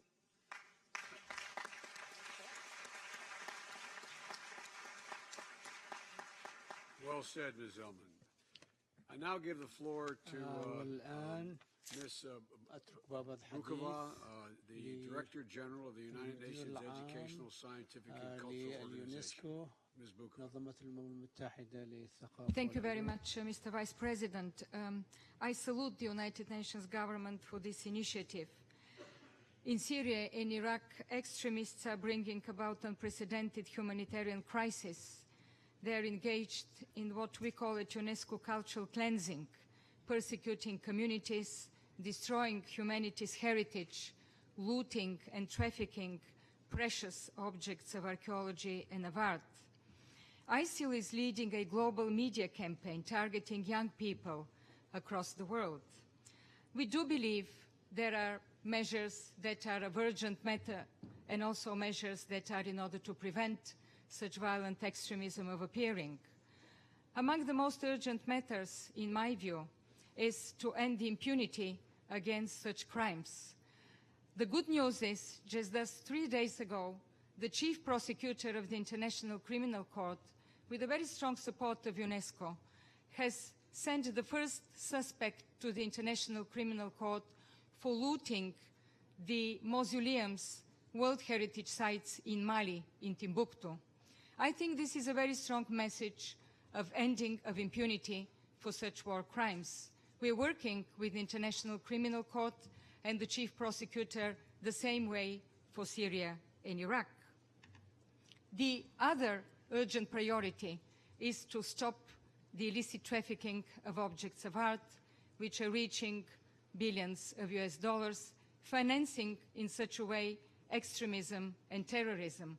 And this is where we work with Interpol, with the United Nations Office of Jacob, many countries around the world to change legislations, to harmonize, to create common platforms to stop this way of financing of terrorism. And then let me come to the young people, to children and to education. 34 million children are out of school in zones of conflict. Among almost them, 3 million children, girls and boys from Iraq and Syria, either displaced internally or in neighboring countries, are out of school. The lost generation throws a shadow over our common future. Only 2% of the humanitarian aid goes to education. This is at least 10 times less than what is needed. These children are learning very young how to hate. They do not have hope. They do not have skills. We have to teach them peace. We have to provide them with the tools and competencies to learn how to live together. Just 2 days ago, the United States introduced into the Executive Board of UNESCO a new item that will be discussed next month: countering violent extremism through education. Education is a key tool to addressing the worldwide challenge of increased recruitment and youth radicalization on social media, in communities, and in schools. It should be recalled that the United Nations Global Counter-Terrorism Strategy, the United Nations General Assembly Resolution 5325, and the Constitution of UNESCO calls for member states to create a culture of peace through education. UNESCO has and will continue to be the primary United Nations entity to promote and implement education as an essential tool to help prevent violent extremism, to promote peace and human rights education, and education for sustainable development. At UNESCO, this work is carried out within the overall framework of global citizenship education, a 2030 agenda for sustainable development target, and a priority for UNESCO. We will host the first ever worldwide Preventing Violent Extremism Through Education meeting of Ministers of Education at UNESCO on the margins of our General Conference on the 6th of November this year. I do believe that this is key for preventing violent extremism. We have to give young people the cultural competencies. We have to teach them history. We have to teach them how to live together. We have to teach them how to be global citizens in this so much interconnected world. Thank you very much for your attention. Thank you, Ms. Lukova. I now give the floor to His Excellency the Vice President of the Republic of Indonesia, Mr. Kala. Thank you, Mr. Vice President. Excellencies, distinguished delegate. I wish to begin by expressing my appreciation to you, Mr. Vice President, for initiative in convening this important meeting. We have discussing situation and how to combating terrorism. But beside that, we know why that radical ideologies, religious and violent political movement to become violent terrorisms that often take root in countries where civil and political liberties are restricted and there is limited space for expressing peaceful dissent. Seed of terrorism also find fertile ground when there are social injustice, marginalization, rampant poverty, long-term conflict, and general sense of security. Here, radical ideology often offer alternative means of protection and leadership. Through the misuse of the jihad concept, such an ideology often sells the dream of a better life in heaven, paradise, as the life on the earth is so hopeless and black. Al-Qaeda, ISIL have similarity. History back. If Al-Qaeda grows in Afghanistan and ISIL grows in Iraq, that has remained fragile as the after effect of foreign intervention aimed to bring democracy into areas.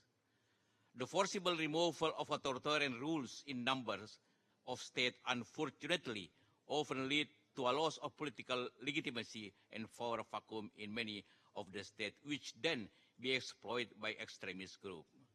Newly elected leaders often fail to maintain stability as they don't enjoy widespread political support, while weak government structure cannot function effectively. As President Obama rightly stated in his address at the opening of this General Assembly, violent extremisms cannot be defeated by military forces alone.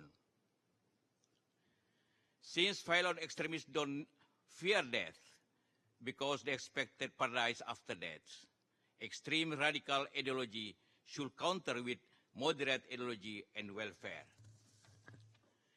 Experience has shown, however, the external military intervention to help solve problems in particular country should be weighed carefully, as quite often the remedy can be more harmful than the diseases.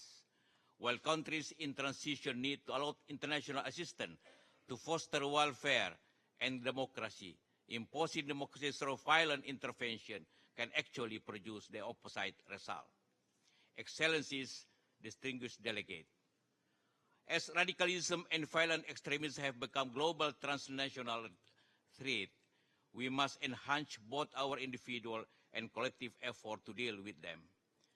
In Indonesia experiences, this effort must be involve multi-stakeholders, including civil society and community at every level beside law enforcement. Engagement with civil society is critical in supporting the effort of the government to strengthening the voice of the moderates. This will also amplify counter-narrative against terrorist ideology. Promotion of tolerance and moderation is critical. particularly for our younger generation, in order to prevent them from becoming radicalized. Excellencies, distinguished delegates, allow me to share with you briefly some pertinent points in relation with our agenda today. First, bearing in mind that terrorism and violent extremism have mostly flourished in failed states made worse by prolonged conflict and military intervention, the international community better contribute more preventive programs to support these countries to improve their social welfare and equity rather than investing more on military intervention. Second, Indonesia underlined the importance of strengthening the legal framework and international cooperation in addressing the issue of terrorism, particularly with the emergence of foreign terrorist fighters. And third, cooperation should be complemented with soft approach through the radicalization and counter-radicalization program. Equally important is addressing the root cause of injustice and inequality that often give birth of radical extremism problem. Indonesia consistently tried to improve social welfare and equality. As part of the program, we continue to promote the spirit of tolerance by empowering the moderate through practices, education, dialogue, and actively engage civil society, community, and religious leaders, including the two largest Islamic organizations, Nahdlatul Ulama and Muhammadiyah, to provide counter-narrative to the terrorist ideology. And in this endeavor, Indonesia stands ready to commit itself to join this concerted effort in countering terrorism and fellow extremism in all its forms and manifestation. I thank you. Thank you, Mr. Vice President. I now give the floor to His Excellency, the President of the Republic of Djibouti. Thank you, Mr. Vice President, distinguished delegates, ladies and gentlemen. Let me first of all thank President Barack Obama for the warm welcome and the generous hospitality extended to us, as well as for convening this important session on combating violent extremism. The East African region, ladies and gentlemen, is one of the first parts of the world affected by this new form of terror attacks even before the tragedy of 9/11.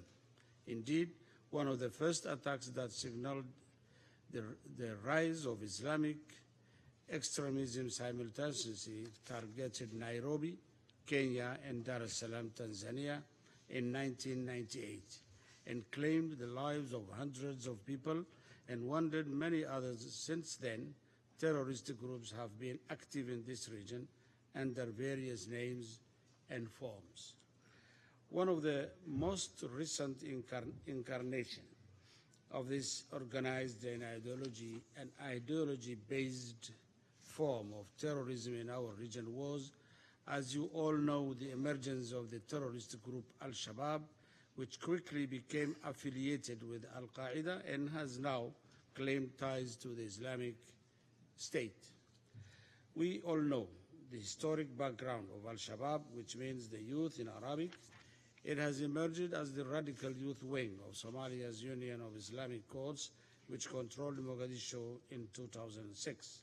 In fact, in the beginning, the group played on the hearts and minds of the local impoverished youth and presented itself as a sort of hero against so-called Ethiopian invader at a time when forces from Addis Ababa were aiming to secure the capital.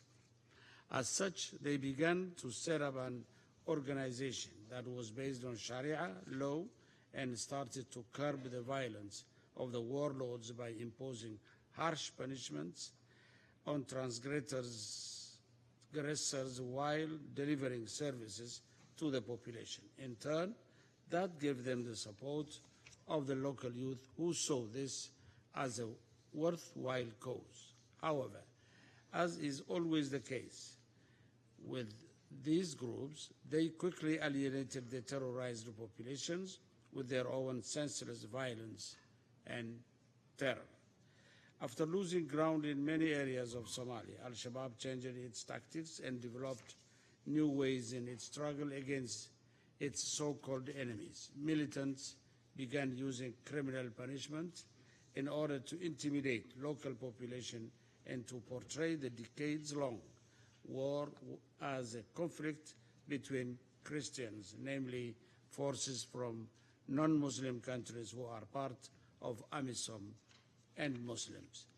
Now, if you allow me the comparison, this blueprint is the same that is being used by other terror groups like Boko Haram and, to an extent, ICIL. Using disfranchised youth, they masquerade as an alternative to either two warring factions or a crumbling state, providing the population with a semblance of order and basic services. Of course, their violent nature and the use of torture and murder to subdue local populations make their rule that much more effective in an environment that no rule of law or functioning authority to quell them. That parallel has unfortunately given rise to ICIL in Syria and Iraq, and I'm afraid that while we all look to that troubled region, Yemen is descending further into chaos and might soon prove to be an even more fertile ground for extremism. As you know, Yemen was already at the forefront of the fight against extremism, given its historic ties to Al-Qaeda, and now with the power vacuum created by the civil war, the country risks becoming once more a breeding ground for extremism. Ladies and gentlemen, another of the similarities between those groups is the belief that Islamic rule is the only solution to counter its woes. As such, those groups share a global jihadist vision that allows them to build networks very effectively and create alliances amongst different branches. Consequently, they create this giant nebula of cells, particularly by leveraging social media and creating this idea that their cause is worthwhile, which is especially appealing to youth. Ladies and gentlemen, one trend I find more worrisome at this juncture in our collective fight against the scourge of religious extremism is the increasing number of educated young people from the West willing to travel and join the ranks of Islamic groups operating in the Middle East and Eastern Africa. While some of the measures we took to combat Al-Shabaab, such as strengthening our border controls, monitoring religious groups, controlling money transfers, as well as educating the youth and providing them with alternative revenue generating activities, may have worked to a certain extent, those techniques will do little to keep the growing number of young people from developed countries from flocking to combat zones. In fact, the vicious circle created in part by the rise of the anti-Muslim discourse, stemming from the atrocities committed by extremist organizations, plays right in the hand of these same organizations that use it to convince young Muslims in Western countries to come fight in the name of a religion that they, in a sense, know very little about. Therefore, our fight against extremism and its byproduct, terrorism, must also happen within our respective countries, where we must educate our people and defeat extremism in every form. That means that our governments must remain more tolerant of all religions and protect all faiths in the same manner. That also means that we must allay any kind of discourse that calls for extremism of any kind in the social, political, or media sphere. In that sense, we must remain wary of the increasing number of far-right political parties in Europe, but we must also be just as attentive to any political party whose ideology claims to be based on the Muslim faith. Because, ladies and gentlemen, when the Muslim word becomes synonymous with terror, when it arouses mistrust and sometimes even rejection, when millions of refugees thrown on the seas find a closed door wherever they go, then we have failed in our struggle against extremism. It falls on us to show another face to the world, to go beyond the divisions, to gather and reconcile the faiths. This is our only chance to defeat extremism. Thank you for your attention. Thank His Excellency the President of the Republic of Djibouti. I give the floor to His Excellency the President of Kazakhstan at this moment.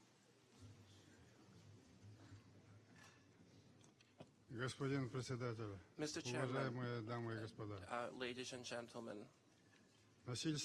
violent extremism, as we are talking about it today, has become one of the most serious threats to peace and security, fostering growth of international terrorism.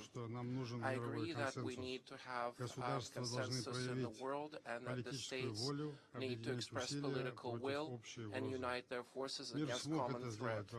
The world managed to do it, could do it during the Second World War.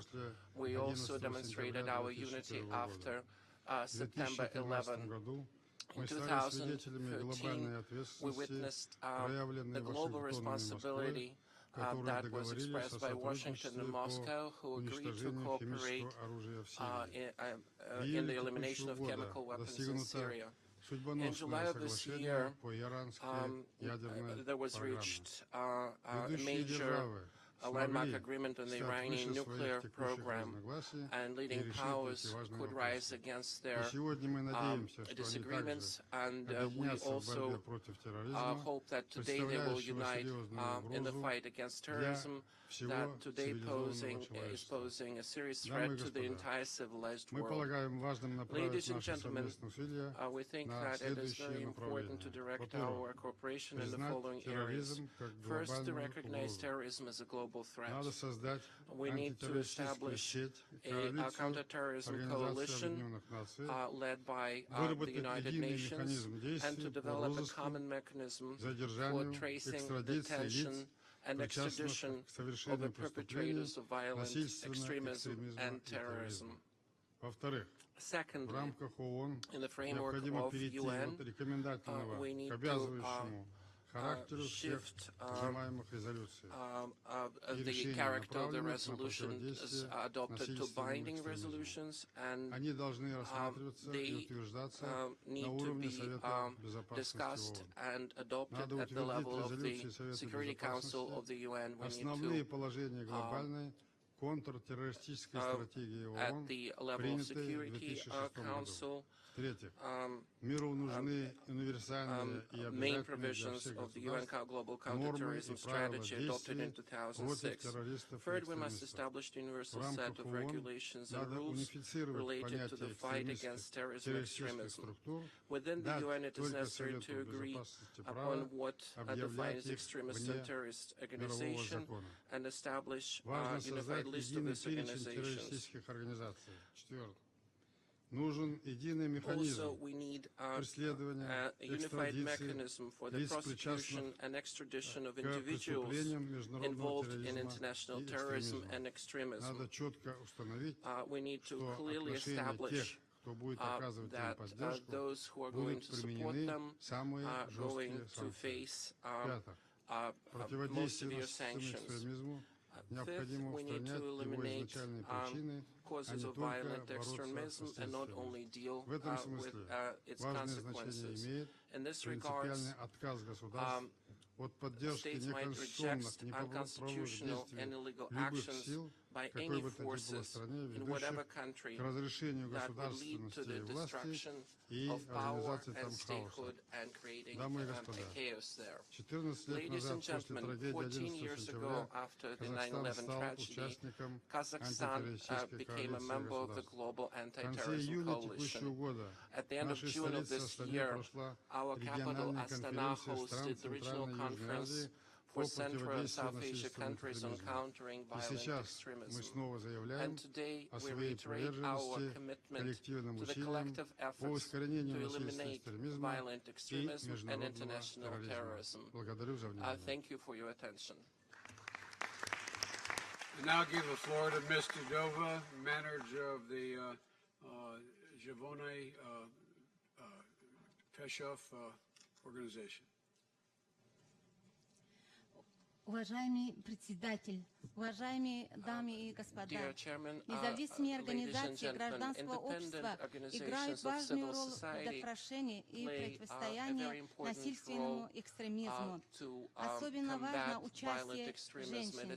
Никакая женщина-мать не хочет, чтобы ее дети стали экстремистами, террористами и нарушали общественный порядок, причиняли вред людям или убивали их. У всех матерей мира единая цель, чтобы в обществе был покой и порядок. В здоровом обществе все жили в мире и согласии. Наша общественная организация Джавонони Пешсав Республики Таджикистан является членом Совета взаимодействия общественности с полицией. Мы тесно сотрудничаем с местными правоохранительными органами. Целями нашей организации являются предотвращение насилия в семье и насильственного экстремизма в партнерстве с полицией, повышение роли женщин и молодежи в процессе обеспечения мира и безопасности. Наша организация провела исследование, целью которого являлось выявление проблем семей фанатов, религиозных групп и лиц, вступивших в различные террористические группировки, оставивших свои семьи на произвол судьбы. Мы дали им возможность поделиться своими проблемами, чтобы оказать посильную помощь и предотвратить привлечение молодежи к насильственному экстремизму. Мы помогли местным правоохранительным органам с ранним предупреждением и выявлением угроз насилия и экстремизма. Во время проведения исследований мы сотрудничали с работниками милиции, представителями местной власти, домохозяйками и религиозными лидерами. Многие родители даже не знают, что их дети стали членами террористических группировок.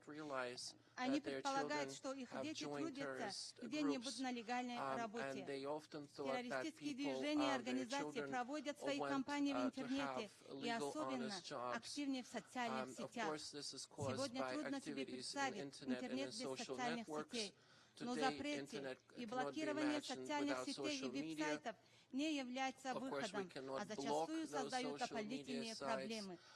Необходимо проводить скоординированную разъяснительную работу, используя все возможные методы и инструменты влияния с учетом местного менталитета и традиций. Полиция и другие службы безопасности должны обеспечивать правопорядок, соблюдая права человека, развивая отношения к населению, основанные на доверии. Государствам Средней Азии необходимо разработать общую стратегию. Это единственный способ противодействовать натиску информации от террористических групп.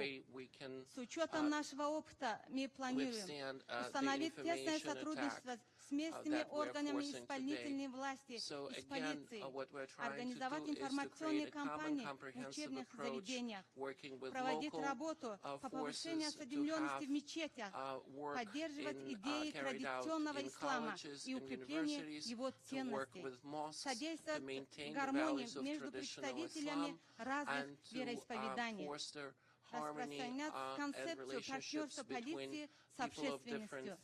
В конце хотела отметить, что мое участие на саммите в Стамбуле и в Астане расширило мое понимание данной проблемы и показало, как можно повысить эффективность нашей работы с учетом опыта других стран. Сотрудничество, партнерство и обмен очень важны на сегодняшний день. В одиночку мы не можем справиться с проблемой глобального масштаба. Такие мероприятия на высоком уровне могут внести свой вклад в разработку стратегий на мировом и региональном уровне для противодействия современным strategy at the local and at the world level that would help us combat violent extremism and radicalization. I thank you for your attention. Thank you. I now give the floor to His Excellency, the Minister of Maghreb Affairs of the People's Democratic Republic of Algeria. Народно-демократическая республика Алжир. Monsieur le vice-président des États-Unis d'Amérique, Excellences, Mesdames et Messieurs, il y a 10 ans, jour pour jour, le 29 septembre 2005, le président Abdelaziz Bouteflika proposait au peuple algérien la charte de la paix et de la réconciliation nationale, dans le but de mettre fin à la tragédie nationale qu'a connue mon pays pendant des années et de rassembler tous les Algériens autour des valeurs séculaires de notre nation. Cette charte, mesdames et messieurs, a été massivement approuvée par le peuple algérien, qui a ainsi traduit son puissant attachement à son unité et exprimé son rejet de tout extrémisme, de toute velléité d'atteinte à la cohésion et l'entente nationale. La mise en œuvre de cette charte a permis le rétablissement de la paix et la stabilité dans le pays. Elle s'est faite à travers la mise en œuvre de politiques et stratégies multisectorielles de protection contre les facteurs générateurs d'extrémisme et contre l'instrumentalisation de la religion à des fins politiques. Ces politiques et stratégies, mesdames et messieurs, ont porté sur un certain nombre de domaines prioritaires, dont je vais en citer quelques-uns. Premièrement, la promotion de la démocratie participative en tant qu'instrument privilégié de lutte contre l'extrémisme violent, le terrorisme et leur fondement idéologique. La garantie du droit d'expression et d'action pacifique à toutes les sensibilités politiques et sociales a permis de mettre à nu le discours porteur de violence et de menaces pour les institutions et pour les citoyens. Deuxièmement, la construction d'un État capable et fort, fondé sur la primauté du droit. L'Algérie a ainsi investi à cette fin, et sous la conduite du chef de l'État, d'immenses efforts, grâce auxquels elle a pu mettre en œuvre la politique de réconciliation nationale et combattre avec succès le terrorisme. Troisièmement, mesdames et messieurs, la consolidation de l'état de droit et la protection des droits de l'homme restent des tâches constantes dans la lutte que mène l'État contre le terrorisme et l'extrémisme violent. Quatrièmement, les approches économiques, sociales et culturelles intègrent la lutte contre l'extrémisme violent et le terrorisme, notamment par la formation et l'emploi des jeunes, par les transferts sociaux en faveur des couches les plus vulnérables de la population. Cinquièmement, au plan religieux, l'Algérie a mené une action en profondeur, axée sur la consolidation de notre référent religieux, authentique et séculaire. Cette action s'est concentrée sur l'amélioration de la formation des imams et des moushidates, y compris ceux destinés à la communauté algérienne à l'étranger. La propagation des vraies valeurs humanistes de l'islam et la sensibilisation contre le phénomène de la violence et l'extrémisme. La réappropriation par les mosquées de leur véritable rôle culturel, éducateur et social, ainsi que la réorganisation de l'institution de la FETOA, la création d'un observatoire national de lutte contre l'extrémisme religieux et d'une académie des sciences du fait. Sixièmement, dans le domaine judiciaire et pénitentiaire, l'action de l'État vise la réhabilitation et la réintégration, ainsi que la soustraction du milieu carcéral à la propagande extrémiste et terroriste. Septièmement, en matière de communication, l'action de l'État a porté sur la consolidation du pluralisme politique et l'ouverture du champ médiatique et audiovisuel, la légitimation de la dévaluation du discours extrémiste, y compris sur Internet, la création de la radio et de la chaîne de télévision algérienne du Coran, ainsi que le soutien médiatique aux initiatives politiques de l'ACMA, la Concorde, enfin la Clémence, le Concours civil de réconciliation nationale. Huitièmement, l'éducation et la formation ont été aussi revues. L'école algérienne s'attache aujourd'hui Education and training were reviewed as well. Algerian schools believe that it's important to train citizens that have a critical mind, that are based on national points of reference and authentic values of Algerian society and open to other civilizations and cultures. Mr. President, thanks to this multi-sector approach, Algeria has valuable experience in fighting various forms of extremism. The Algiers Conference on Fighting Extremist Violence and de-radicalization was an important advance in this area. We are also talking about the UN and cooperating with them. Countries that participated in our summit were involved in that as well. In the coming months, we will have 3 workshops, one that will have to do with the role of democracy in fighting violent extremism, the second on the role of internet and social media in fighting cyber criminality, and the third will have to do with criminal justice and its role in fighting terrorism in the Sahel. Thank you, ladies and gentlemen, for your kind attention. Thank you, His Excellency. I now give the floor to the Prime Minister of the Republic of Albania, Mr. Rama. Thank you, Mr. Vice President. I'm the leader of a country of Muslims and Christians living in what Pope Francis named religious fraternity, and with a proud history of salvation of Jews during the Second World War. I'm the leader of a country, Albania, which for all the problems we face has made great strides in showing what a harmonious multi-faith nation can be. The highlight of my premiership so far was a visit to our capital city by the Pope. So, as people of all faiths and none came out to welcome Pope Francis, I was proud to be Albanian.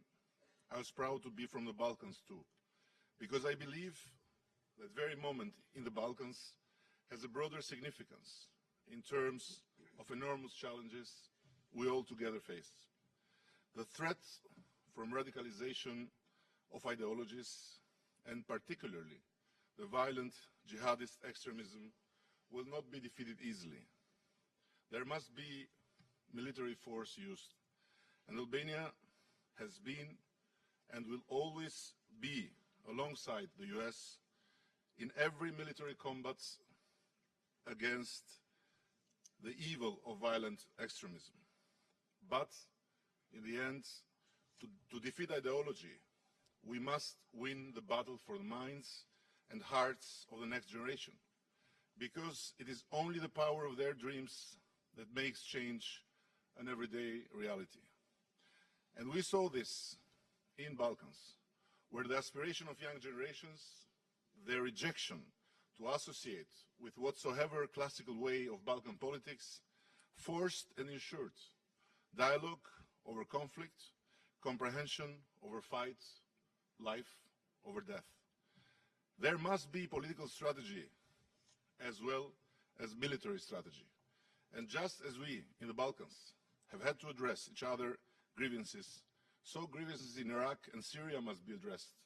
The combination of international military force and political dialogue can succeed in the Middle East as it has in our region. But first and foremost, there must be a call to young generations all over the world, so they see hope, not blood, in horizon. So they see that we fight extremism while addressing their future as terrorists did not exist. We in Albania will introduce in the coming days a reform to ensure that every child is educated to an open-minded attitude to the world of different faiths, cultures, and paths of history. But here we are, the United Nations. Can we not all agree a global charter based on a set of values to be introduced and taught in school curriculums all over the world? Then let's develop community, youth, art, and culture programs like the Regional Center Against Violent Extremism, that we are establishing in Tirana, in our capital city, to fight interethnic division, deal with interfaith misunderstandings, and dispel stereotypes by dialogue. We need the coalition of armies, but we need the coalition of feelings. And we need communities not decry the beliefs of others to believe what we believe ourselves. Earlier this year in Paris, we saw that people of the world could come together despite of solidarity with victims' worldviews. Before next attack shows again to everyone the depth of evil, let us mobilize to create that undefeatable barrier of human feelings with a global charter, an appeal that goes straight to the hearts that whatever hatred they may bear, deep down they are looking for a fair world. Let's associate this charter with measures showing the most sincere engagement to make the world a place of respect for the other's faith and differences, a more equal and sustainable world from surroundings of Baga to those of Paris. I hope that some of what we have learned in the Balkans can be useful for this struggle. As 1 year of peace and dialogue cannot wipe out a whole century marked by war and hate in the Balkans, a charter cannot wipe out blindness of terrorists or thirstiness for more power to whomever takes profit from the destruction they bring. But let us call to the global spirit, the one that should fight radicalism, as at the same time standing against climate change, because no country, no army can defeat these alone. And for sure, each of people and our military alliances together can be defeated by these. Unless we stand together with the audacity of hope, then as someone already proved, no matter the scale of the challenges, yes, we can. Thank you.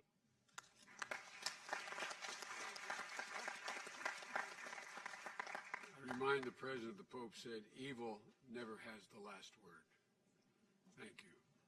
I give the floor to Sheikh bin Baye, President of the Forum for Promoting Peace in the Muslim Societies. The Sheikh has the floor.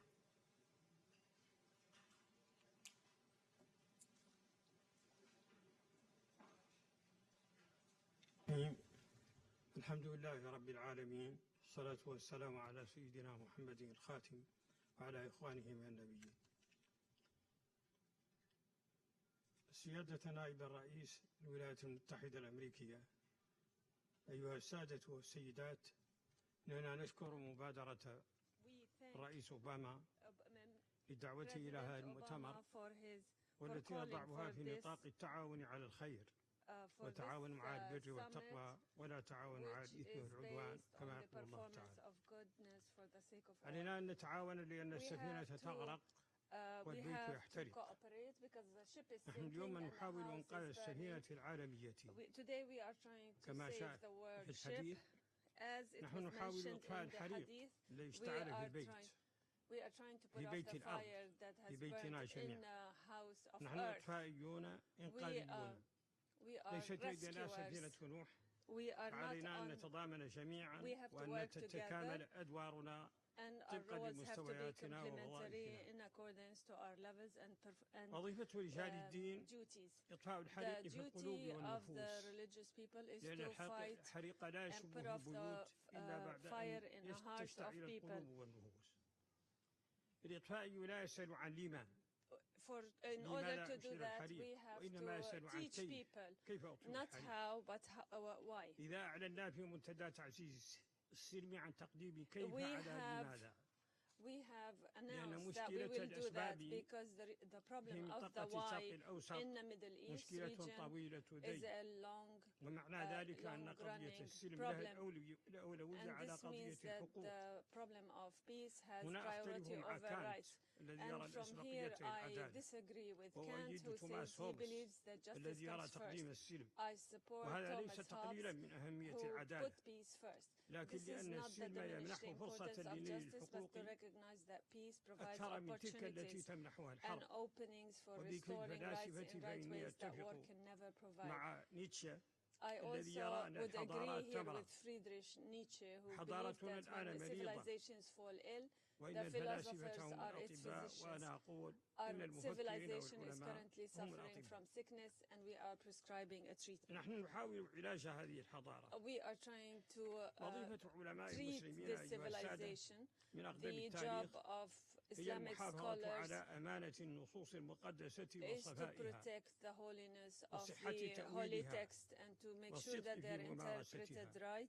بالتأكيد كانت المهمة محفوفة بخطرين: بخطر الطغاة المستبدين وبخطر الغلاة المتطرفين. protected against the tyranny and extremism. Never today we are talking about this problem. And in spite of that, the scholars have always been trying to perform this duty in spite of all the difficulties and changing environments.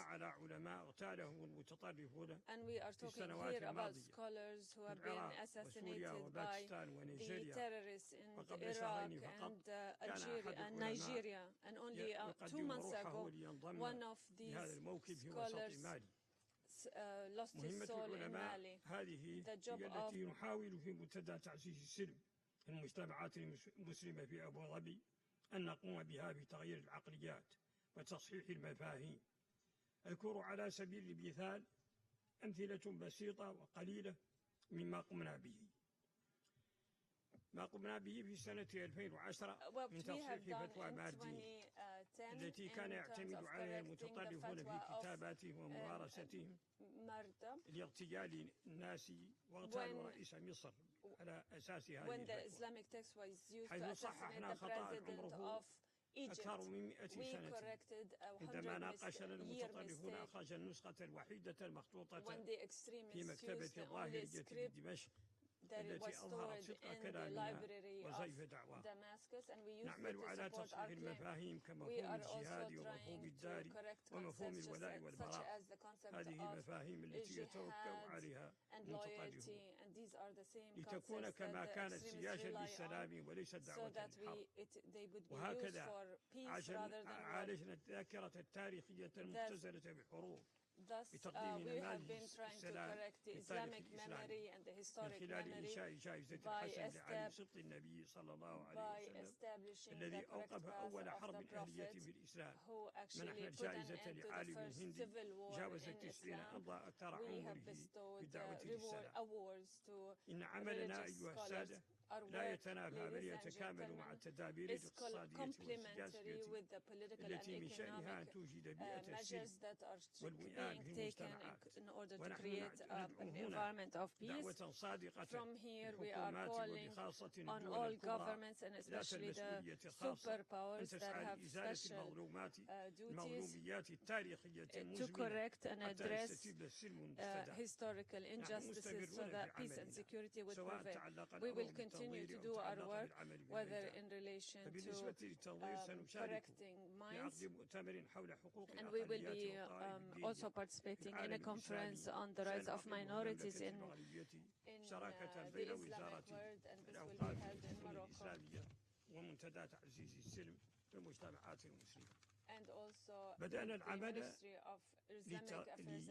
لترتيب هذا المؤتمر في 2012 بندوة في نواكشوط عاصمة الجمهورية الإسلامية موريتانيا، ثم عقدنا ندوة أخرى في تونس لننتهي إلى مؤتمر كبير سيتمخض عن إعلان حقوق المواطنة لجميع الأقليات على أساس صحيفة المدينة المنورة التي أقرت الحقوق والواجبات لمواطني المدينة من مسلمين ويهود وآخرين، حيث نوضح أن الإسلام لا يمارس الإبادة والعنف على المخالفين ولا التمييز دينيا كما قال تعالى لا إكراه.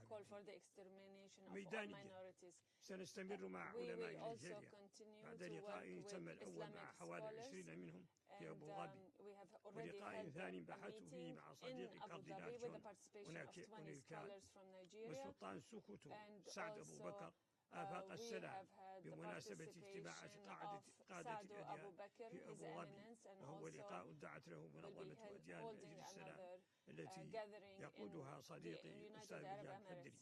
وبمباركة مشكورة من حكومة دولة الإمارات العربية المتحدة. وسنعقد قريبا بالشراكة مع مركز خادم الحرمين اجتماعا للبحث عن السلام بإفريقيا الوسطى.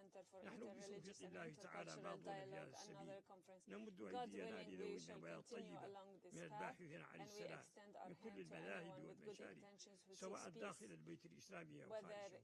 ندعو لحلم واستراتيجية ثقافية وفكرية تواجه خطر الحرب والعنف وجنون هذه الساعة الزمنية التي كان شاعر العراقي القديم النجدي يعنيها بقوله إننا في زمن لفرط شذوذه Surely we are living in a time of such extremes.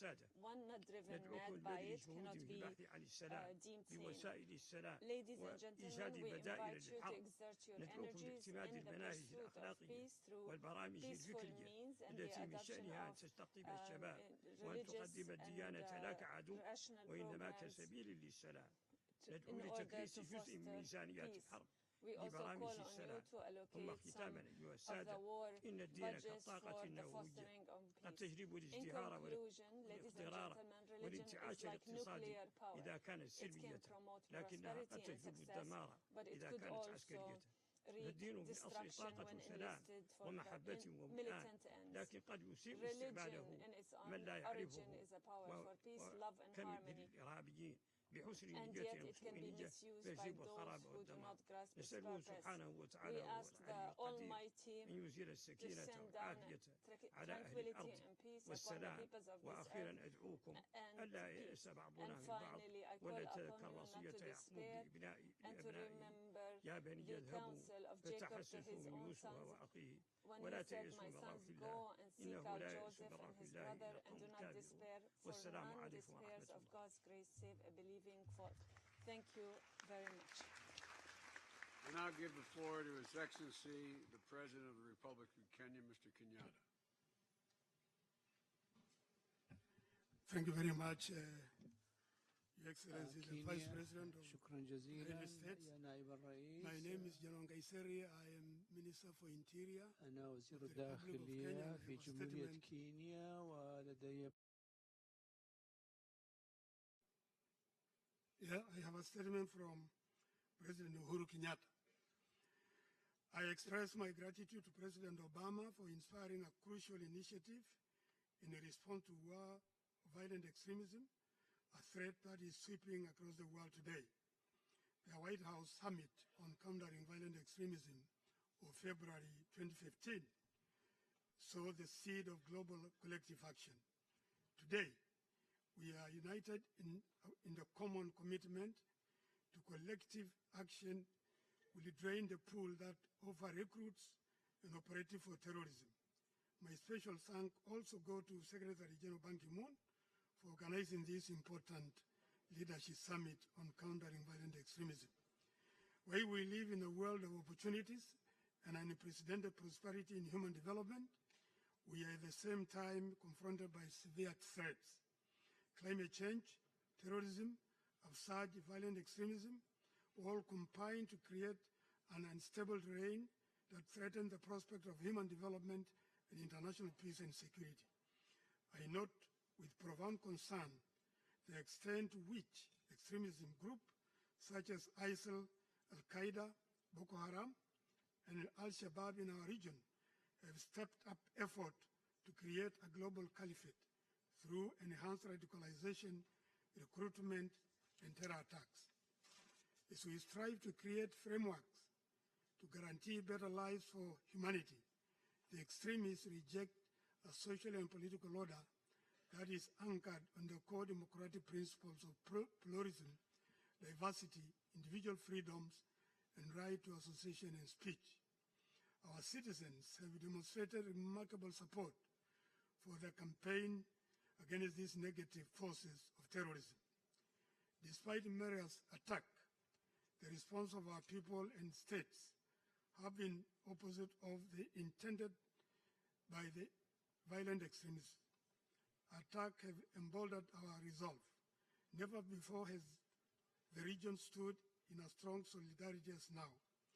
In our region, My country, Kenya, has borne the brunt of Al-Shabaab attacks.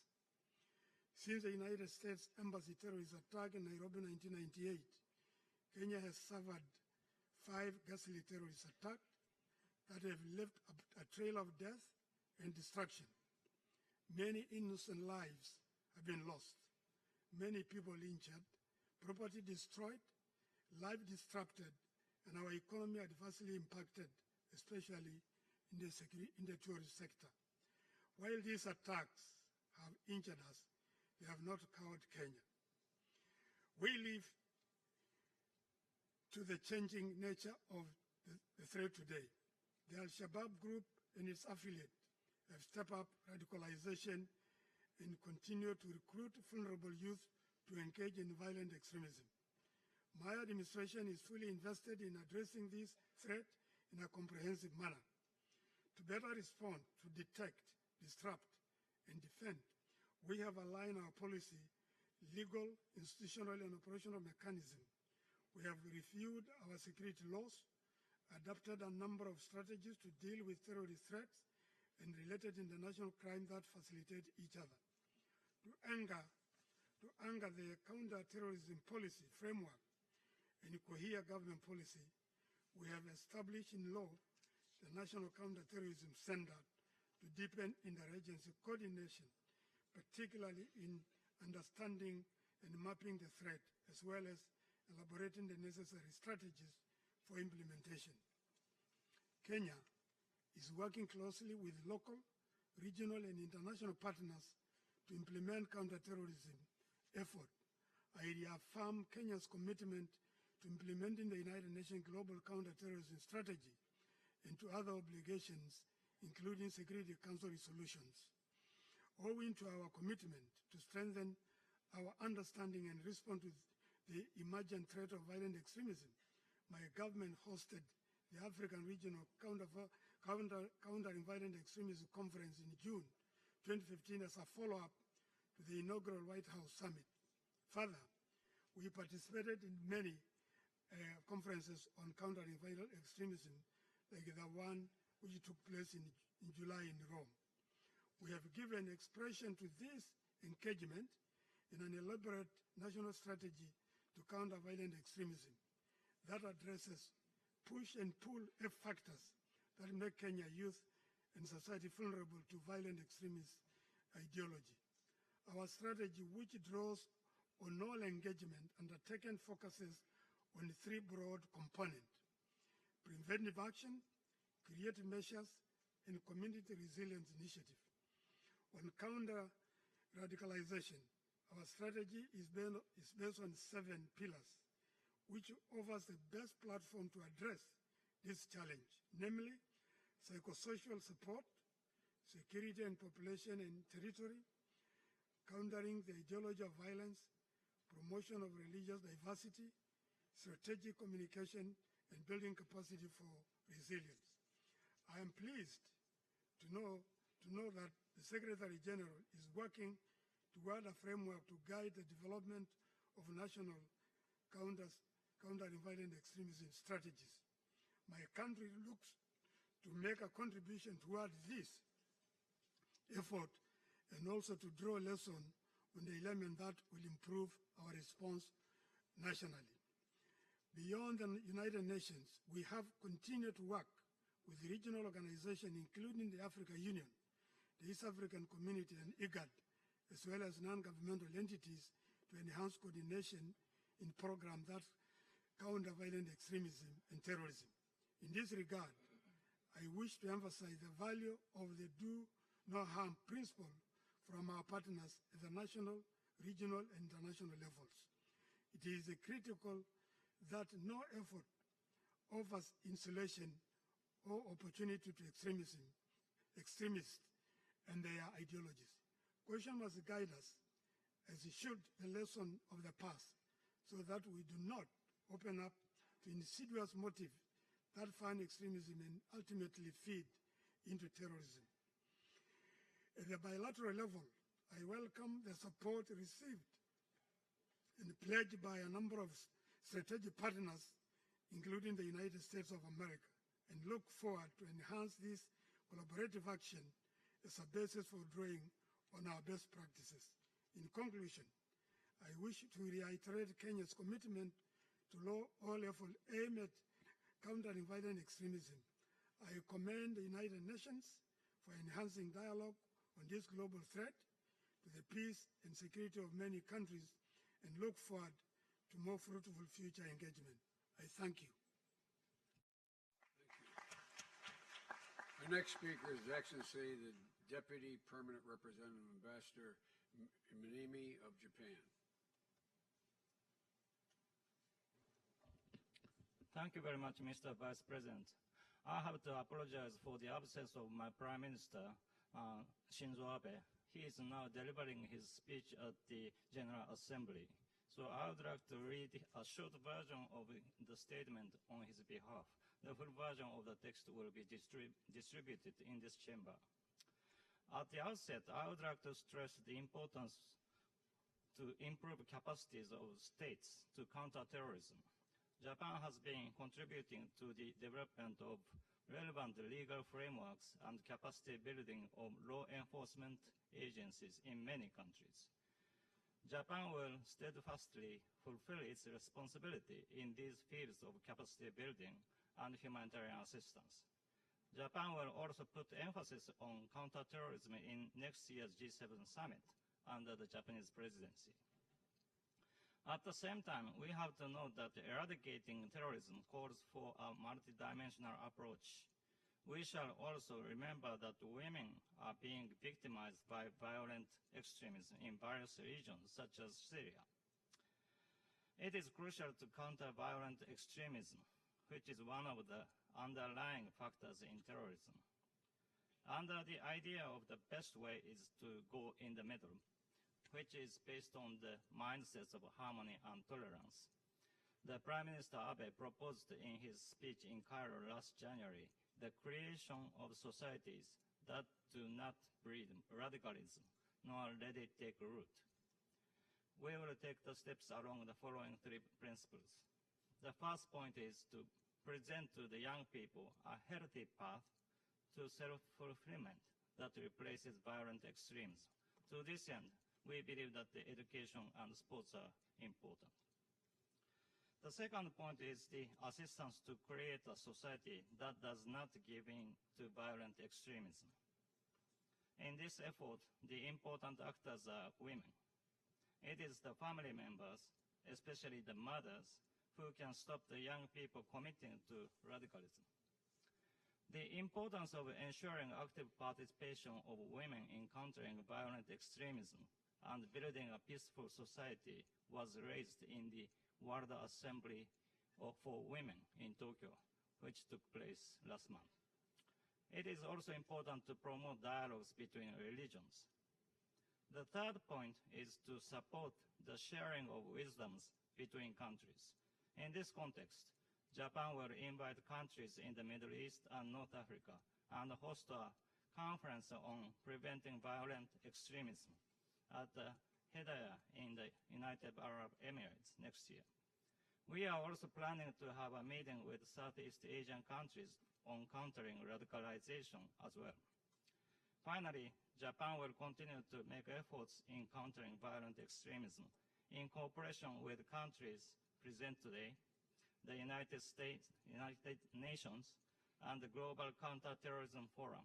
I thank you very much, Mr. Vice President. The floor to His Excellency, Mr. Assid, Head of the Government of the Republic of Tunisia.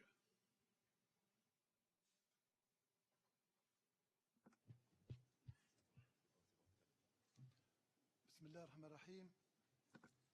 السيد رئيس الجلسة، حضرات السيدات والسادة، أريد في البداية أن أتوجه بالشكر إلى الرئيس باراك أوباما على مبادرته بعقد هذه القمة، كما أتوجه بالشكر إلى أعضاء التحالف الدولي وكل الأطراف التي ساهمت في إنجاز هذه المبادرة. السيد الرئيس، لقد تمكنت تونس بفضل حكمة أبنائها وحرصهم على الوئام والتوافق من تجاوز in order to overcome the difficulties of the transitional phase and also through the conduct of Parliament, successful and transparent, successful parliamentary and presidential elections. This has paved the way for the establishment of the Second Republic. However, in spite of its importance, this does not hide the real threat that posed by terrorism on political stability and the opportunities for the economic opportunities. In a given that is taking place against the backdrop of an unstable regional situation, complicated by the situation in Libya and also the terrorist attacks that took place in Tunisia as well. In order to face this extraordinary situation, Tunisia has joined international mechanisms to fight terrorism and has endeavored to do all in its abilities and all means, legislative and institutional and practical, in order to confront the phenomena of terrorism. In this framework, we have adopted a new law to combat terrorism that is in line with international law and respects also human rights. As for the institutional and practical aspect, we have enhanced the terrorism combating framework through the establishment of a judicial and security framework in the areas of security and defense. All these measures would not have been possible has it not been for the cooperation of our partners and international and regional organizations. I would like to seize this opportunity to thank the United Nations and the EU and the G7, especially the US, for the strong support that it has extended to Tunisia in the area of enhancing the capabilities of the security apparatuses entrusted with fighting terrorism. Mr. President, terrorism remains a source of instability and a threat to peace in the world, and fighting it is a collaborative effort by all countries, and this requires a real international political will and serious move in a collaborative and joint effort to be effective. We understand also that terrorism is a cross-national, regional and international threat and that cannot be eliminated solely. Today we are announcing Tunisia's entering and joining the effort to fight in the coalition against ISIL so that we can all work together to fight violent extremism. We are currently examining other aspects in which we can join this coalition, and we will contribute strongly as far as our capabilities allow in certain areas. Tunisia also is agreeing to being elected as the center to monitor the mechanisms for monitoring violent extremism. I would also to reiterate our country's willingness to also play a constructive role in the framework of the initiative of the G7, and I hope that this initiative will also support and enhance our national efforts and enhance our national and military capabilities in fighting terrorism. I would like to thank you for listening, and thank you very much. I give the floor to the head of the Federal Department of Foreign Affairs for the Swiss Confederation,